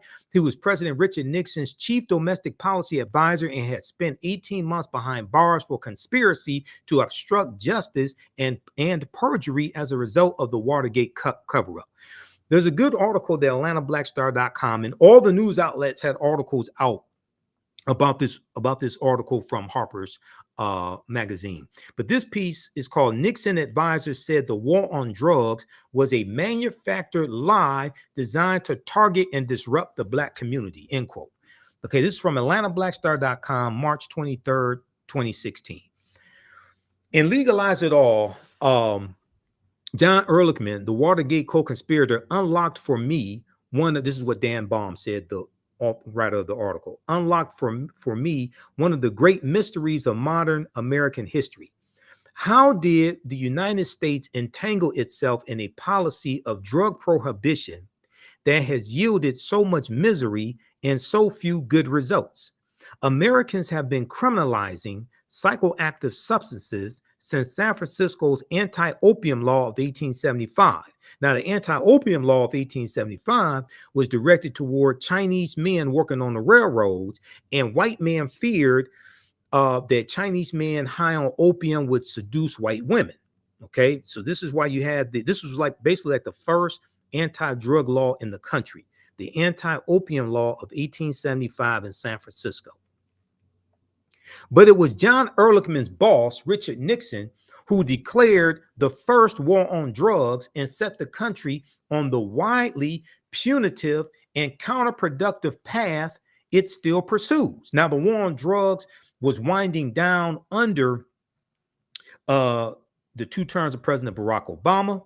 You had a declining number of people in prison under President Obama. The war on drugs, it's going to ramp up some under Trump, and then you have it really like winding down under Biden, Harris, and we know the statistics just came out under Biden, Harris. Each year under the Biden-Harris administration, we see violent crime rates nationwide have gone down. Now, crime rates in your specific city may be up, but nationwide, violent crime rates are down each year under the Biden-Harris administration. Doesn't mean it's perfect, but it's going in the right direction. Now, I had tracked John Ehrlichman, who had been Nixon's domestic policy advisor, to an engineering firm in Atlanta where he was working on minority recruitment. I barely recognized him. He was much heavier than he'd been at the time of the Watergate scandal 2 decades earlier, etc. John Ehrlichman said this. He said, Dan Baum said that John Ehrlichman told the truth when he asked him, you really want to know about what the war on drugs was about? He said, quote, "We knew we could not make it illegal to be either against the war, the Vietnam War, or to be black. But by getting the public to associate the hippies with marijuana and to associate blacks with heroin, the harder drug, heroin, and then criminalizing both heavily, we could disrupt those communities we could arrest their leaders, raid their homes, break up their meetings, and vilify them night after night on the evening news. Did we know we were lying about the drugs? Of course we did, end quote. Now, this excerpt is it's in the article from Harper's Magazine 2016, April 2016. This specific excerpt is from theroot.com, March 22nd, 2016. Former Nixon aide claims war on drugs invented to suppress Black people. All right, so check that out. Okay, now, and I'm going to look at my notes here because I have all these notes laid out of what to cover. Give us a thumbs up, give us a heart, give us a like on this broadcast. Be sure to follow us. Sign up for, register for the online history class I teach on Saturdays. Ancient Kemet, the Moors, and the Ma'afa, understanding the transatlantic slave trade, what they didn't teach you in school, where we get deep into history. We deal with thousands of years of history and what leads up to the transatlantic slave trade taking place. So next classes are Saturday, March 30th, April 16th, April 13th, April 20th, and then after that be April 27th. Okay, we do them 2 p.m.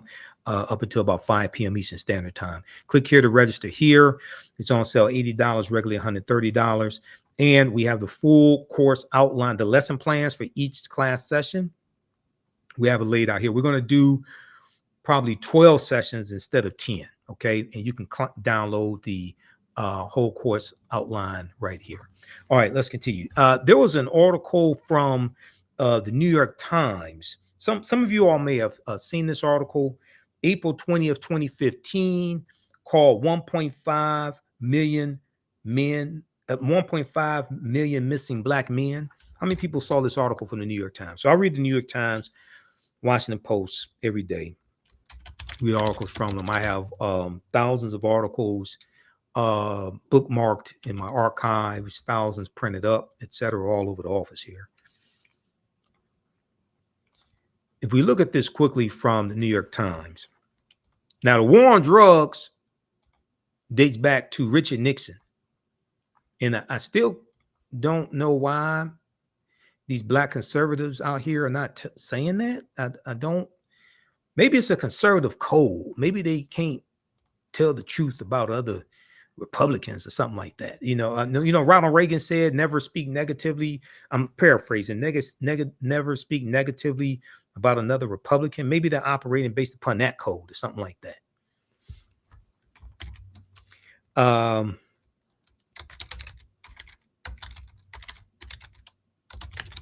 Just let me pull this up. Richard Nixon. Okay. There's a good article from npr.org or .com dealing with the war on drugs, also Richard Nixon's war on drugs.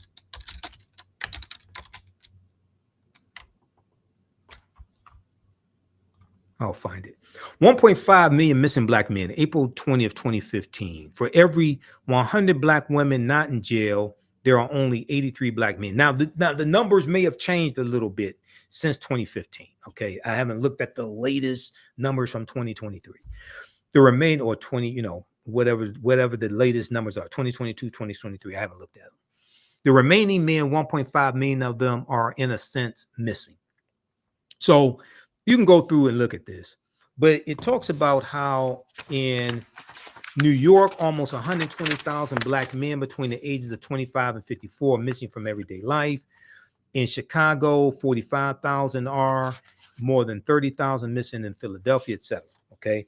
Now, they are missing largely because of early deaths or because they are behind bars. They are missing largely because of early deaths or because they are behind bars. Remarkably, Black women who are 25 to 54 and not in jail outnumber Black men in that category by 1.5 million, according to an Upshot analysis. So Upshot is New York Times, okay? New York Times analysis, researchers.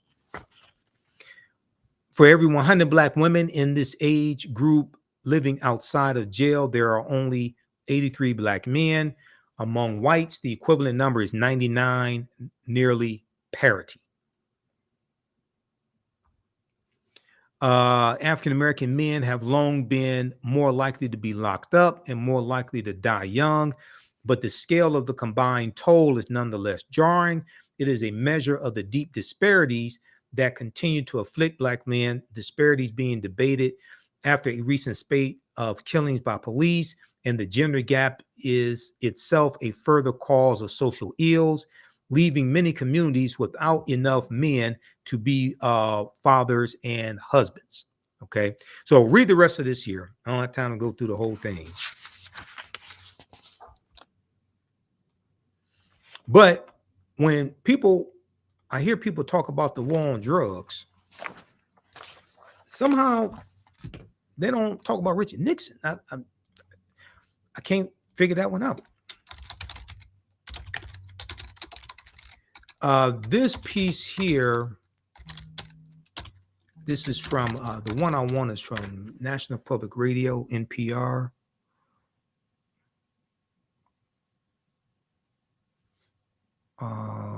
Can I find that one on Nixon?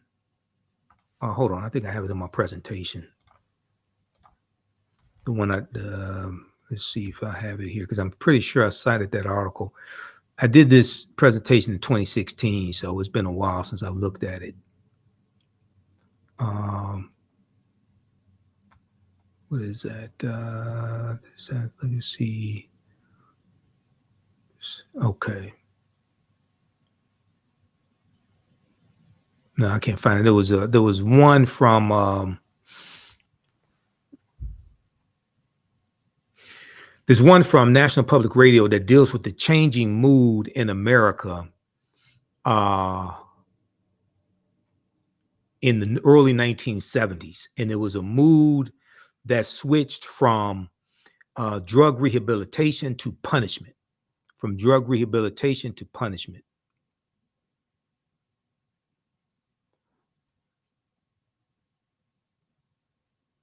Okay, I can't find it. I have to deal with this in part 2 of this discussion. All right, now, okay, so we dealt with that. We dealt with Richard Nixon's war on drugs.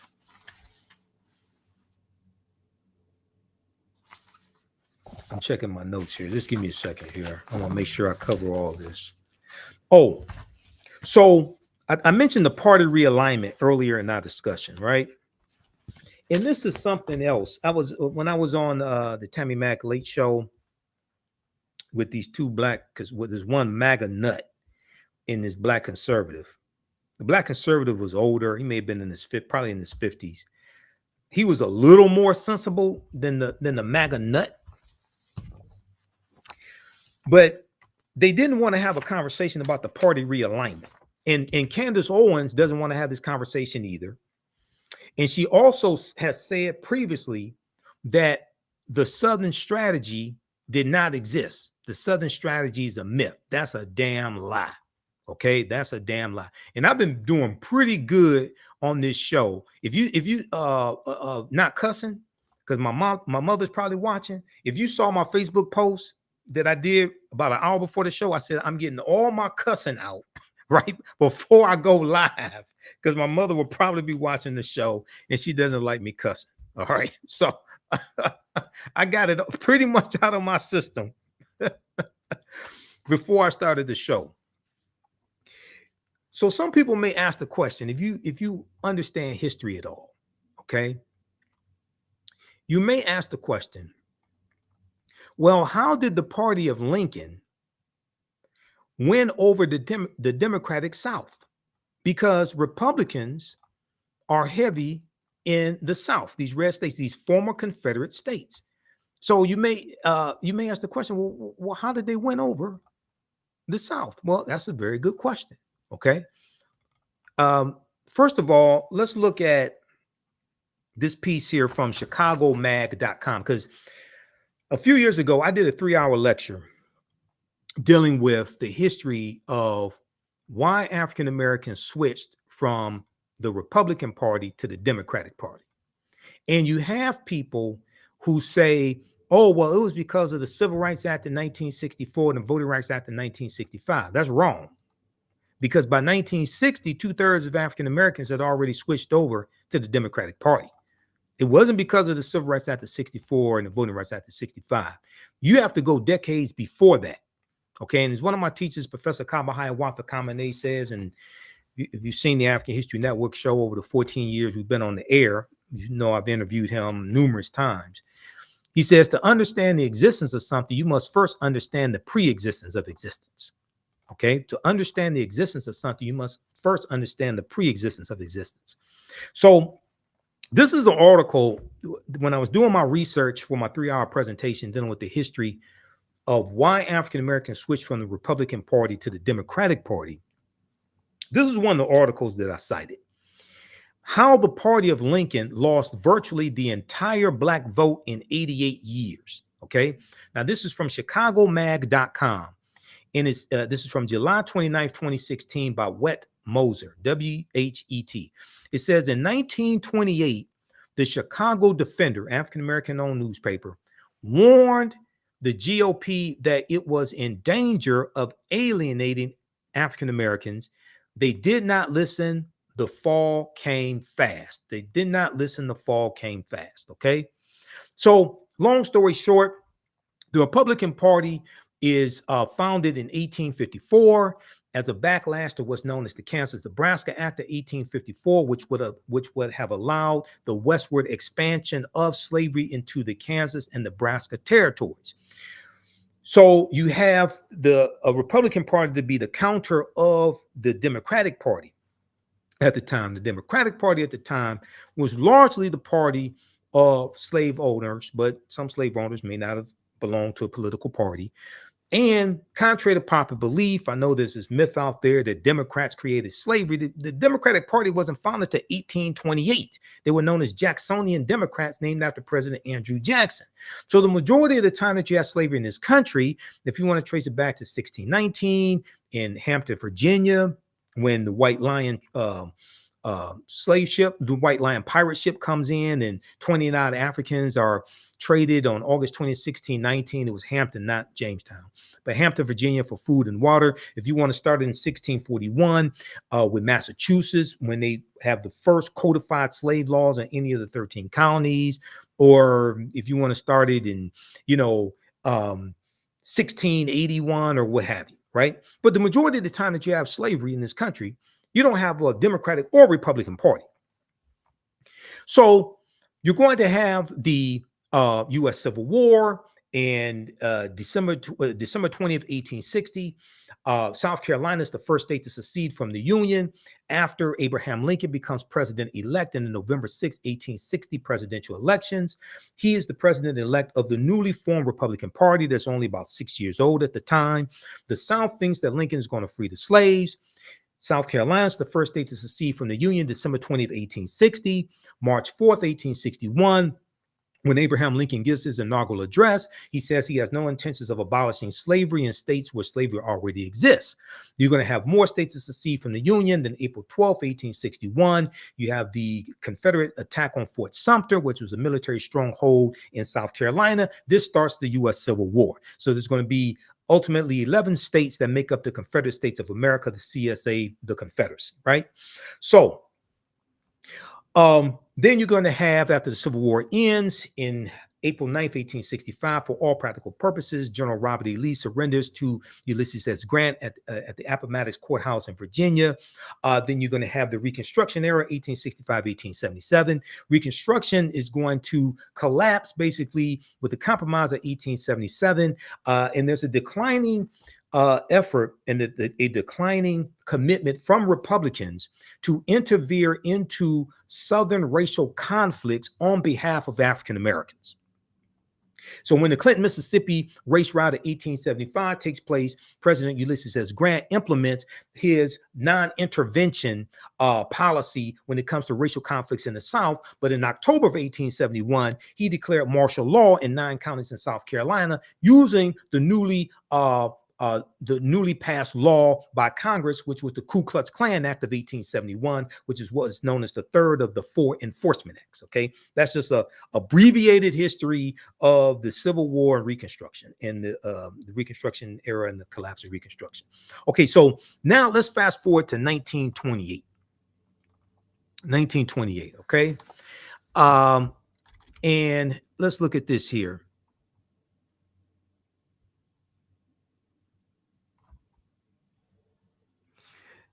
Okay, we'll pick up.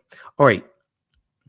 In party ideologies in America, 1828 to 1996, political scientist John Gehring, Gerring, or Gehring, I think it's Gehring, marks the beginning of the modern Republican Party as Herbert Hoover's shifting campaign rhetoric in 1928 and 1932. 1928 and 1932. When he talked more about the virtues of the American home and family than hard tack economics. Now, we know the stock market crash of October 1929 sends the U.S. into the Great Depression, right? And Herbert Hoover is going to be a one-term president, which hopefully Donald Trump would be. Donald Trump is Herbert Hoover Jr. because Donald Trump is the first U.S. president to leave the White House with a negative job growth. He lost 2 million jobs. Okay, he's the first president since Herbert Hoover to do that. Okay, he's Herbert Hoover Jr. Now, Herbert Hoover's oratory about the progress of the individual being threatened by overzealous government bureaucracy stuck around for the next 8 decades, and the wisdom of generations has helped us discern that this was indeed the start of a new Republican era. But missing something significant, something I learned when I interviewed Ethan McCallie about his epic history, The Defender, dealing with the Chicago Defender, how the legendary Black newspaper changed America. In his book, McCallie weaves the Chicago Defender's work in and out of the country's evolution in the 20th century, from boxing rings to Chicago wards to the highest echelons of White House politics. And this is how chapter 10 begins. In the final weeks of 1928, I want to zoom in on this. I want to make sure everybody sees this, because when I'm in these panel discussions with these Black conservatives, nobody wants to have this conversation. And Candace Owens is not going to talk about this either. In the final weeks of the 1928 general election, the Chicago Defender printed a series of articles and editorials that listed post-war grievances with the Republican Party. Not the Chicago Defender, the Black newspaper, post-war grievances with the Republican Party. In Washington, D.C., when the federal government was in direct authority, Republican presidents Harding and Coolidge, as well as Republican majorities in the U.S. Congress, had not only acquiesced to the segregation of public transit, but failed to stop or even criticize parades by thousands of Ku Klux Klansmen before the White House. Okay, now these are Republicans who are not standing up and advocating for African Americans. Now, this is the Chicago Defender newspaper in 1928 calling out these Republicans. Okay, these Republicans had not only acquiesced to the segregation of public transit, like buses, things like this, streetcars, but failed to stop or even criticize parades by thousands of Ku Klux Klansmen before the White House. So the Klan gets rejuvenated in 1915 and becomes very powerful in the 1920s. The newspaper was particularly dissatisfied with the current Republican nominee for president, Herbert Hoover, who had spoken favorably of making the Republican Party lily white. And this becomes known as the Lily White movement of 1928 And this was a movement to push African Americans out of the Republican Party. They were ignoring the rise of the Ku Klux Klan, ignoring segregation, ignoring the lynchings that were taking place, ignoring the increasing calls for African Americans for something to be done about these conditions. So we started slowly going over to the Democratic Party because even though we were leery of them, we found them being more receptive to our issues. This is long before the Civil Rights Act of 1964 and the Voting Rights of 1965. This is 1928, 1932, 1936, 1940. This is long before then. To understand the existence of something, you must first understand the pre-existence of existence. So Herbert Hoover, who has spoken favorably of making the Republican Party lily white and excluded African Americans from their traditional role in that year's Republican National Convention. Most troubling of all was the candidate's Herbert Hoover's covert backing from the Ku Klux Klan. Now, the Klan is, I told you, the second incarnation of the Ku Klux Klan, which was started by the Reverend William Joseph Simmons in 1915, had both Democrats and Republicans. Okay, so go back and read that article from the Washington Post about the second incarnation of the Ku Klux Klan.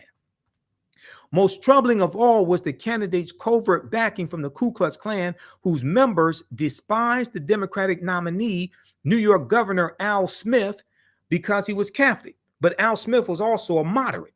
So you would tend to have more moderate Democrats in the North, generally speaking, and the Southern segregationist Democrats in the South in these former Confederate states.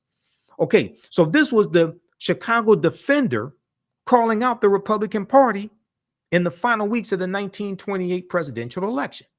So the article from ChicagoMag.com goes on to say, this was just 65 years after the Emancipation Proclamation was signed. Now, we know the Emancipation Proclamation did not free the slaves January 1st, 1863, because it stated that only the slaves in territories of rebellion would be free, but Lincoln had no authority to free them because those territories had seceded from the Union. In the border states, Maryland, Missouri, Kentucky, and Delaware, they were allowed to keep their slaves. So Maryland doesn't abolish slavery till November 1st, 1864. Kentucky and Delaware don't abolish slavery till December 18th, 1865, when the 13th Amendment is adopted. Okay, so the Emancipation Proclamation did not free the slaves. That was a military strategy to bring the South back into the Union. The preliminary Emancipation Proclamation was September 22nd, 1862, and it was an ultimatum to the South trying to rob those southern states of their most valuable possession, which were their enslaved African people. It did, however, it is going to lead to, one, a change in the course of the Civil War. Two, is going to lead to slavery ending. But keep in mind, the Civil War was not fought to end slavery. The Civil War, on behalf of the Union, was fought to bring the South back into the Union, which was the economic engine of America. Okay, now, many people who had been emancipated from slavery by the actions of a Republican president were still alive in 1928. It's 65 years after, Emancipation Proclamation. 63 years after the ending of chattel slavery in 1865, with many more living under the rule of Democratic Jim Crow Southern politicians. So what the Chicago Defender did next was quite bold. Finally, in October 20th, 1928 editorial entitled "What We Want," the Chicago Defender made a dramatic announcement. Quote, "We want justice in America, and we mean to get it. If 50 years of support to the Republican Party does not get us justice, then we must of necessity shift our allegiance to new quarters. We must of necessity shift our allegiance to new quarters," end quote. It was the first time the Chicago Defender had failed to endorse the Republican presidential candidate since 1912.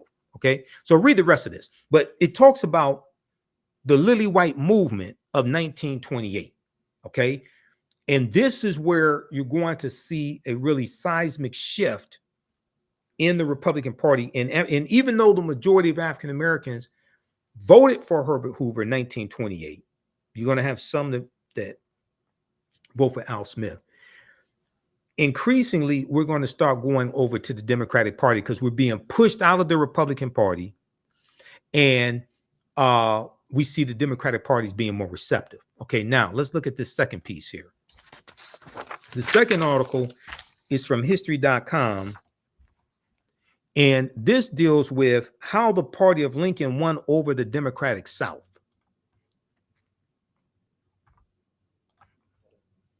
And let me pull this up just a second here.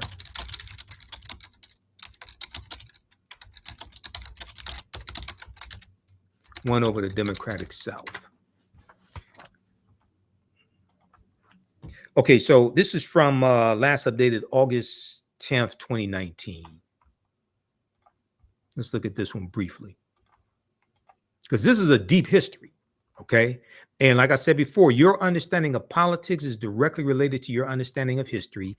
And I'm listening to a lot of these talking heads. I'm listening to these Black conservatives. I can't tolerate a lot of Candace Owens. I listened to clips of her. I could tell she does not understand history. And I told you before, Charlemagne the God does not understand politics, and he does not understand history. Democratic defectors known as the Dixiecrats started a switch to the Republican Party in a movement that was later fueled by a so-called Southern strategy. Okay, so let's look at this history. Now, here's President Lyndon Johnson. The night that Democratic President Lyndon Johnson signed the Civil Rights Act of 1964, that was July 1964, his special assistant, Bill Moyers, was surprised to find the president looking melancholy in his bedroom. Moyers later wrote that when he asked what was wrong, President Johnson replied, quote, "I think we just delivered the South to the Republican Party for a long time to come," end quote. It may seem a crude remark to make after such a momentous occasion, but it was also an accurate prediction. To understand some of the reasons the South went from a largely Democratic region to a primarily Republican area today, just follow the decades of debate over racial issues in the United States. Okay, so April 11th, President Johnson signs the Civil Rights Act, the Civil Rights Bill of 1968. This is 1968. This is 3 days after Dr. Martin Luther King Jr. is assassinated. Okay, so that was the Fair Housing Act of 1968. Within the Fair Housing Act of 1968 was the first hate crimes act in the history of this country. The first hate crimes act of the history of this country was passed largely for African Americans. So all these people out here who are saying we need an anti-Black hate crime bill don't understand history and don't understand law. The first hate crimes act in the history of this country was largely for African Americans. And if you want some information on that, at justice.gov, which is the official website of the Department of Justice, they have a section there dealing with hate crimes. And what is that one? It's this one right here. I want the one on hate crimes. I'll pull that up. You can look at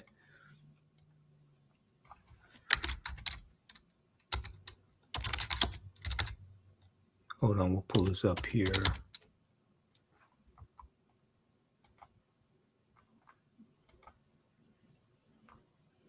Just a second, I want to show you this piece. There's another one that deals with the Matthew Shepard and James Byrd Jr. Hate Crime Act. We know that James Byrd was the African-American man in Jasper, Texas, who was killed. There is one that I had bookmarked that deals with hate crimes.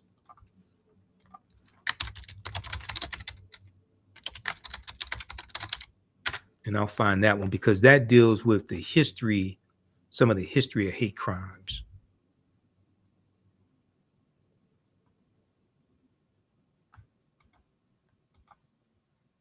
I'm going to see if I can find that.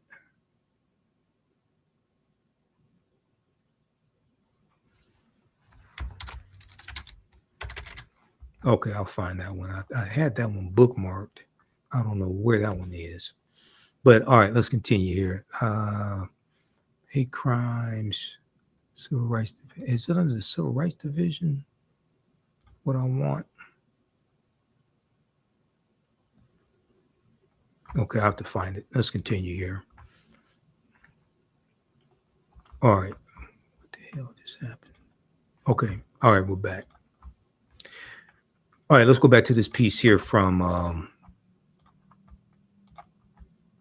history.com. Okay, the Republican Party was originally founded in the mid 1800s to oppose immigration and the spread of slavery.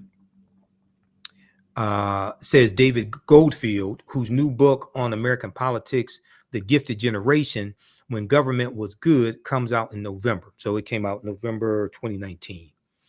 The Republican Party was strictly a sectional party, meaning that it just did not exist in the South.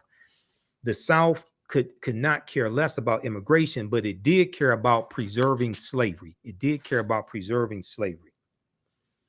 After the Civil War, the Democratic Party's opposition to Republican Reconstruction legislation solidified its hold on the South. Quote, the Democratic Party came to be more than a political party in the South. It came to be a defender of a way of life, Goldfield says. And that way of life was the restoration as much as possible of white supremacy. The Confederate statues you see all around were primarily erected by Democrats. Okay. Now, up until the post-World War II period, so World War II ends in 1945, the party's hold on the region, the Democratic Party's hold on the region was so entrenched that Southern politicians usually could not get elected unless they were Democrats. But when President Harry S. Truman, a Democratic Southerner, introduced a pro-civil rights platform at the Democratic Party's 1948 convention, a faction of the Democratic Party walked out of the convention. That faction was known as Dixiecrats. These defectors, known as Dixiecrats, held a separate convention in Birmingham, Alabama. There, at that separate convention, they nominated Southern Carolina Governor Strom Thurmond, who was a staunch opposer to civil rights. They nominated him as their candidate to run for president on their states' rights ticket.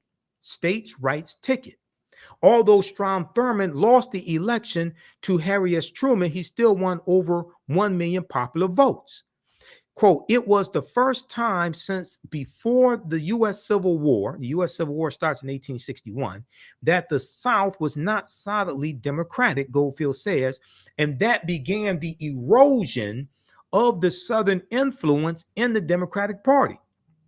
After that, the majority of the South still continued to vote Democratic because it thought of the Republican Party as the party of Lincoln and the party of Reconstruction. The big break didn't come until President Johnson, another Southern Democrat, signed the Civil Rights Act in 1964 and the Voting Rights Act in 1965. Now, 2/3 of African Americans had already switched over because we voted heavily for President Kennedy in that 1960 presidential election. And it was the African American vote that basically puts him over the top, and he defeats Richard Nixon in 1960. Though some Democrats had switched to the Republican Party prior to this, quote, the defections became a flood after President Johnson signed these acts, Goldfield says. So the party realignment goes back to 1928. And you have this shifting. Strom Thurmond is going to leave the Democratic Party and go over to the Republican Party where he dies. And so the political parties began to reconstitute themselves. Now, the change was not total or immediate. During the late 1960s and early 1970s, white Southerners were still transitioning away from the Democratic Party. Newly enfranchised African-American Southerners voted and continued to vote Democratic. And even as Republican Richard Nixon employed a Southern strategy that appealed to the racism of the Southern white voters, former Alabama Governor George Wallace, who wanted segregation now, segregation tomorrow, and segregation forever, ran as a Democrat in the 1972 presidential primaries. Now, Governor George Wallace Governor George Wallace ran for president in 1968 as a third party candidate against Richard Nixon. Governor George Wallace got 46 electoral college votes. He won 5 former Confederate states, including his state of Alabama. That was the last time a third party candidate has won a single electoral college vote. It was 1968. So all these people out here talking about third party, you do not understand history and you don't understand how the electoral college works. We talked about that on Roland Martin Unfiltered. You go to my YouTube channel, Michael Imhotep, Imhotep. I have the video breaking down how the electoral college works and what happens if no candidate gets 270 electoral college votes. It goes to the House of Representatives to determine who's going to be the president. It goes to the Senate to vote to determine who will be vice president. And in the House of Representatives, they vote by delegation. There are 50 delegations. There's one delegation per state. Republicans control 26 of the 50 delegations, and all you need is a simple majority, 26 out of 50. Therefore, if Donald Trump loses the popular vote again, and if he loses the electoral college vote like he did in 2020, if Biden does not get 270 electoral college votes, then it's up to the House of Representatives to determine by delegation, and the Republicans in 26 of those delegations, they can vote for Donald Trump and he can become president again, having lost the popular vote and the electoral college vote. Because Republicans control the House of Representatives as of now, unless they, Mike Gallagher is leaving this week. Ken Buck, I think, just left. Ken Buck, a Colorado Republican, just left. So the margin is steadily shrinking in Republican margin in the House of Representatives is steadily shrinking. Who knows? They may not be able to hold on, but this is too serious to throw away a vote on a third party candidate, especially when you don't understand how the electoral college works.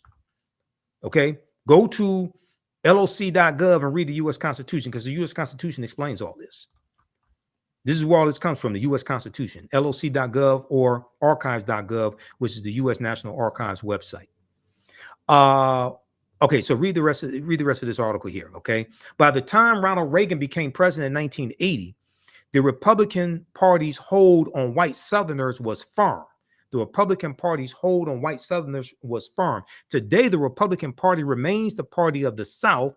It's an ironic outcome considering that a century ago, white Southerners would have never considered voting for the party of Lincoln. Okay, so read this article now. The Lily White movement in 1928 was a Southern strategy that Republicans used to appeal to Southern segregationist Democrats in 5 former Confederate states to get them to vote for Herbert Hoover, which was the Republican candidate for president. Okay. And it worked. It was a Southern strategy. So when Candace Owens talks about a Southern strategy didn't exist, she doesn't understand history. Yes, it does. It worked then, and it worked with Richard Nixon in 1968. Okay, now, just a second. Give me a minute. Give us a thumbs up. Give us a heart. Give us a like on this broadcast. Have you learned anything? I'm sure you learned a lot because we dealt with a lot of history here. Okay, I'm going through looking at my articles, make sure I covered all this and looking at my notes. Just give me a minute because I spent a lot of time preparing this presentation, so I want to make sure I get through everything. Okay, we talked about President Johnson's great society programs. Now, next time I'm going to deal with Donald. I'll talk about her comments about Donald Trump, and she says she's going to vote for this insurrectionist again. She's stuck on stupid. She's going to vote for this insurrectionist. After all Trump has done, she's going to vote for this insurrectionist again. We're going to deal with the lie that Trump is better for the economy and all that stuff. Okay, we'll deal with that. next time, because I wanted to be focused here because there's a lot to cover. Let's see. And let me show you this one right here. So you remember me saying that when it comes to these conservatives, especially these black conservatives, they always wanted to come down to personal responsibility. Okay. They don't want to focus really on leveling the playing field, admitting systemic racism really exists, having policies to address it, anything like that. It always comes down to personal responsibility, and you just need to try harder, etc. Now, they don't, when you study the history of this country, policies put in place, there were policies put in place to help white people. Whether it's the Homestead Act of 1862, whether it's the policies from the New Deal, from President Roosevelt, things like that, right? There were the 50th anniversary of the assassination of Dr. King. There was I think it was a Gallup poll that came out, and Newsweek.com had this article where 40% of white Americans said that African Americans could be equally as successful as white people if they just tried harder. If they just tried harder. Now, this sounds like something that Republicans, especially Senator Tim Scott, Republican conservative grifters like Candace Owens would say. This sounds like something they would say. Let's look at this here. Because they really don't want to deal with history. They really don't want to deal with a history of racism in this country and how policies have now distributed wealth, power, and resources into the hands of Europeans. 40% of whites think black people just need to try harder, poll finds. April 4th, 2018. This is the 50th anniversary of the assassination of Dr. King. And a new YouGov poll shows that YouGov asked a number of questions of what it called racial resentment, and one of which centered on whether the respondent agreed with the statement. It's really a matter of some people not trying hard enough. If blacks would only try harder, they could be just as well off as whites. So in this poll, they found that 40% of white respondents agreed, 19% strongly, 21% somewhat. They agreed that black people just needed to try harder to be equal. If being equal in this country or being successful in this country was a matter of trying harder, nobody would be more successful than African Americans, because who worked harder than a slave for 246 years? Who worked harder than somebody picking cotton on a plantation in Mississippi, where Fannie Lou Hamer picked cotton on a plantation until she was fired from the Marlowe plantation because she registered to vote? Who worked harder than a domestic? Who worked harder than a maid or a butler or a washerwoman or African Americans working as cooks and things of this nature? If it just came down to trying harder, working harder, African Americans will be the most successful people in the history of this country. But we know that's a lie. That's not the case. All right, so hopefully you learned a lot here today. Thanks for watching. Like I said, we are celebrating the 14th year anniversary of me broadcasting the African History Network show. And I've been doing this type of research 14 years. We started March 10th, 2010 on the Harambe Radio Network. Then I went to Blog Talk. I've done nationally syndicated radio. That's how I connected with Warren Ballantyne and Roland Martin and Dave Anderson. I've done local radio here in Detroit for 7 years, the African History Network show on 9:10 a.m. Superstation WFDF. But visit our website, AfricanHistoryNetwork.com. You can register for the online history classes that I teach on Saturdays. And I put together this curriculum. I've been studying history 32, 33 years. I know I look younger than I am. I'll be 53 June 7th, 2024. This is a 10-week online history class that I teach ancient Kemet, one of the original names for Egypt, the Moors, and the Ma'afa, understanding the transatlantic slave trade, what they didn't teach you in school. Okay, so we deal with thousands of years of history and what leads up to the transatlantic slave trade taking place. We have the course outline here. I've been teaching this class on and off for 7 years. We have the whole class lesson plan laid out so you can see the content that we deal with. Next class, Saturday, March 30th, then April 6th, April 13th, April 20th, then April 27th. We do the sessions live. All the sessions are archived and recorded. You can go back and watch it anytime. Also, you can, and we have the show right here on our Facebook, on our website for today's show. Listen to the African History Network show Sundays, 9 p.m. 11 p.m. Eastern Standard Time, Facebook and YouTube.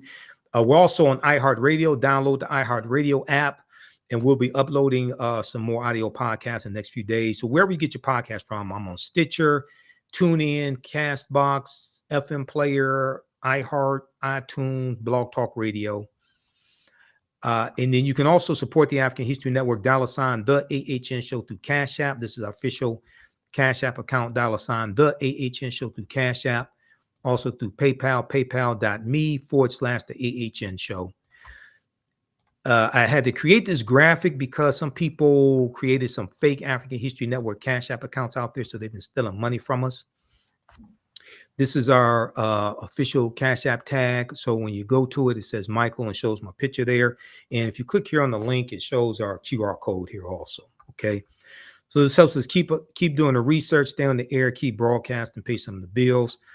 And you can register for our online history course because I teach it. There are 2 digital platforms that I teach the course on. And we have to pay each month. It's not free for me to teach these classes. Okay. I have to pay each month to teach those. We're on Learn World is where the classes are housed, and we broadcast through Crowdcast. So there are 2 online platforms that I use to teach these classes also. All right. So look, that's going to do it for us. Next Sunday, we'll get into part 2 of this discussion and deal with the nonsense she was talking about dealing with Donald Trump and how Republicans are better for the economy and Trump was better for Black people, all that. She told a bunch of damn lies. All right. Let me leave you with this as well. You've heard me talk about this on the African History Network show. And since we're talking about politics, I'm going to show this to you here because I deal with facts and evidence, right? This is not an endorsement, but I deal with facts and evidence. And I like to show people what it is I'm talking about. I tell people, you don't have to believe a word that I say. Proper documentation ends all conversation. So I've mentioned this on Roland Martin Unfiltered a number of times, as well as here on the show. And we've actually gone through this document here on the African History Network show. This is now this came out February 27, 2023. And I'm the only person I know of who's dealt with this in media, who's actually really talked about it and taken people through it. This is a 36-page document at whitehouse.gov that takes you through category by category that shows you how the policies of the Biden-Harris administration are helping African Americans. It's called Fact Sheet, the Biden-Harris administration advances equity and opportunity for Black Americans and communities across the country. These policies, overwhelmingly Republicans either voted against if they passed Congress, or they are against if these are policies coming from the White House. Okay. So they talk about everything from the $1.9 trillion American Rescue Plan that no Republicans in the House or the Senate voted for. And we know the child tax credit in the American Rescue Plan lifted 1 million African-American children out of poverty. It talks about the $1.2 trillion infrastructure bill, the Inflation Reduction Act. Everything talks about the Imhotep anti-lynching bill, talks about the $5.8 billion for HBCUs in 2021, over $7 billion in total for HBCUs. It talks about lowest unemployment rate for African Americans since it's been tracked going back to 1972, which took place in 2023, et cetera. Just go through and look at this. It goes through category by category and shows how the policies of the Biden-Harris administration are helping the African American community. Now compare this to what any Republican is saying, what any third party candidate is saying, what Candace Owens, what Senator Tim Scott, what any of these black grifters out here are saying. Just compare the facts to what they're saying, okay? And if you just Google, if you do something as simple as Google, how have the policies of the Biden-Harris administration helped the African American community? This is one of the first documents that come up. So it's like, I don't understand how people don't know. Because I go to whitehouse.gov, official website of the White House. I do research there. But I Googled, how have the policies of the Biden-Harris administration helped the African American community? And this was the first thing that came up. Now, the first version of this was October 2021. And they kept putting out different versions of it. They kept expanding it. They have one from February 2024, which is a streamlined one, which is about 9 pages. So it's more condensed to explain it to people. But I like to go, let's deal with a 36-page document. Let's deal with a 36-page one. And let's compare this to what anybody else is saying out here. All right, that's going to do it for us. Remember, at the African History Network, we focus on educating, empowering, and inspiring people of African descent throughout the diaspora and around the world. Because right now, it's corrects wrong behavior. What you do for yourself, what you do to yourself, and what you allow other people to do to you and get away with is based upon what you think about yourself. What you think about yourself is based upon what you have been taught about yourself. What you've been taught about yourself is based upon everything you've read, heard, and seen about yourself. Right now, it's corrects wrong behavior. It's not over till we win. Wakanda forever. And we'll talk to you next week. Peace.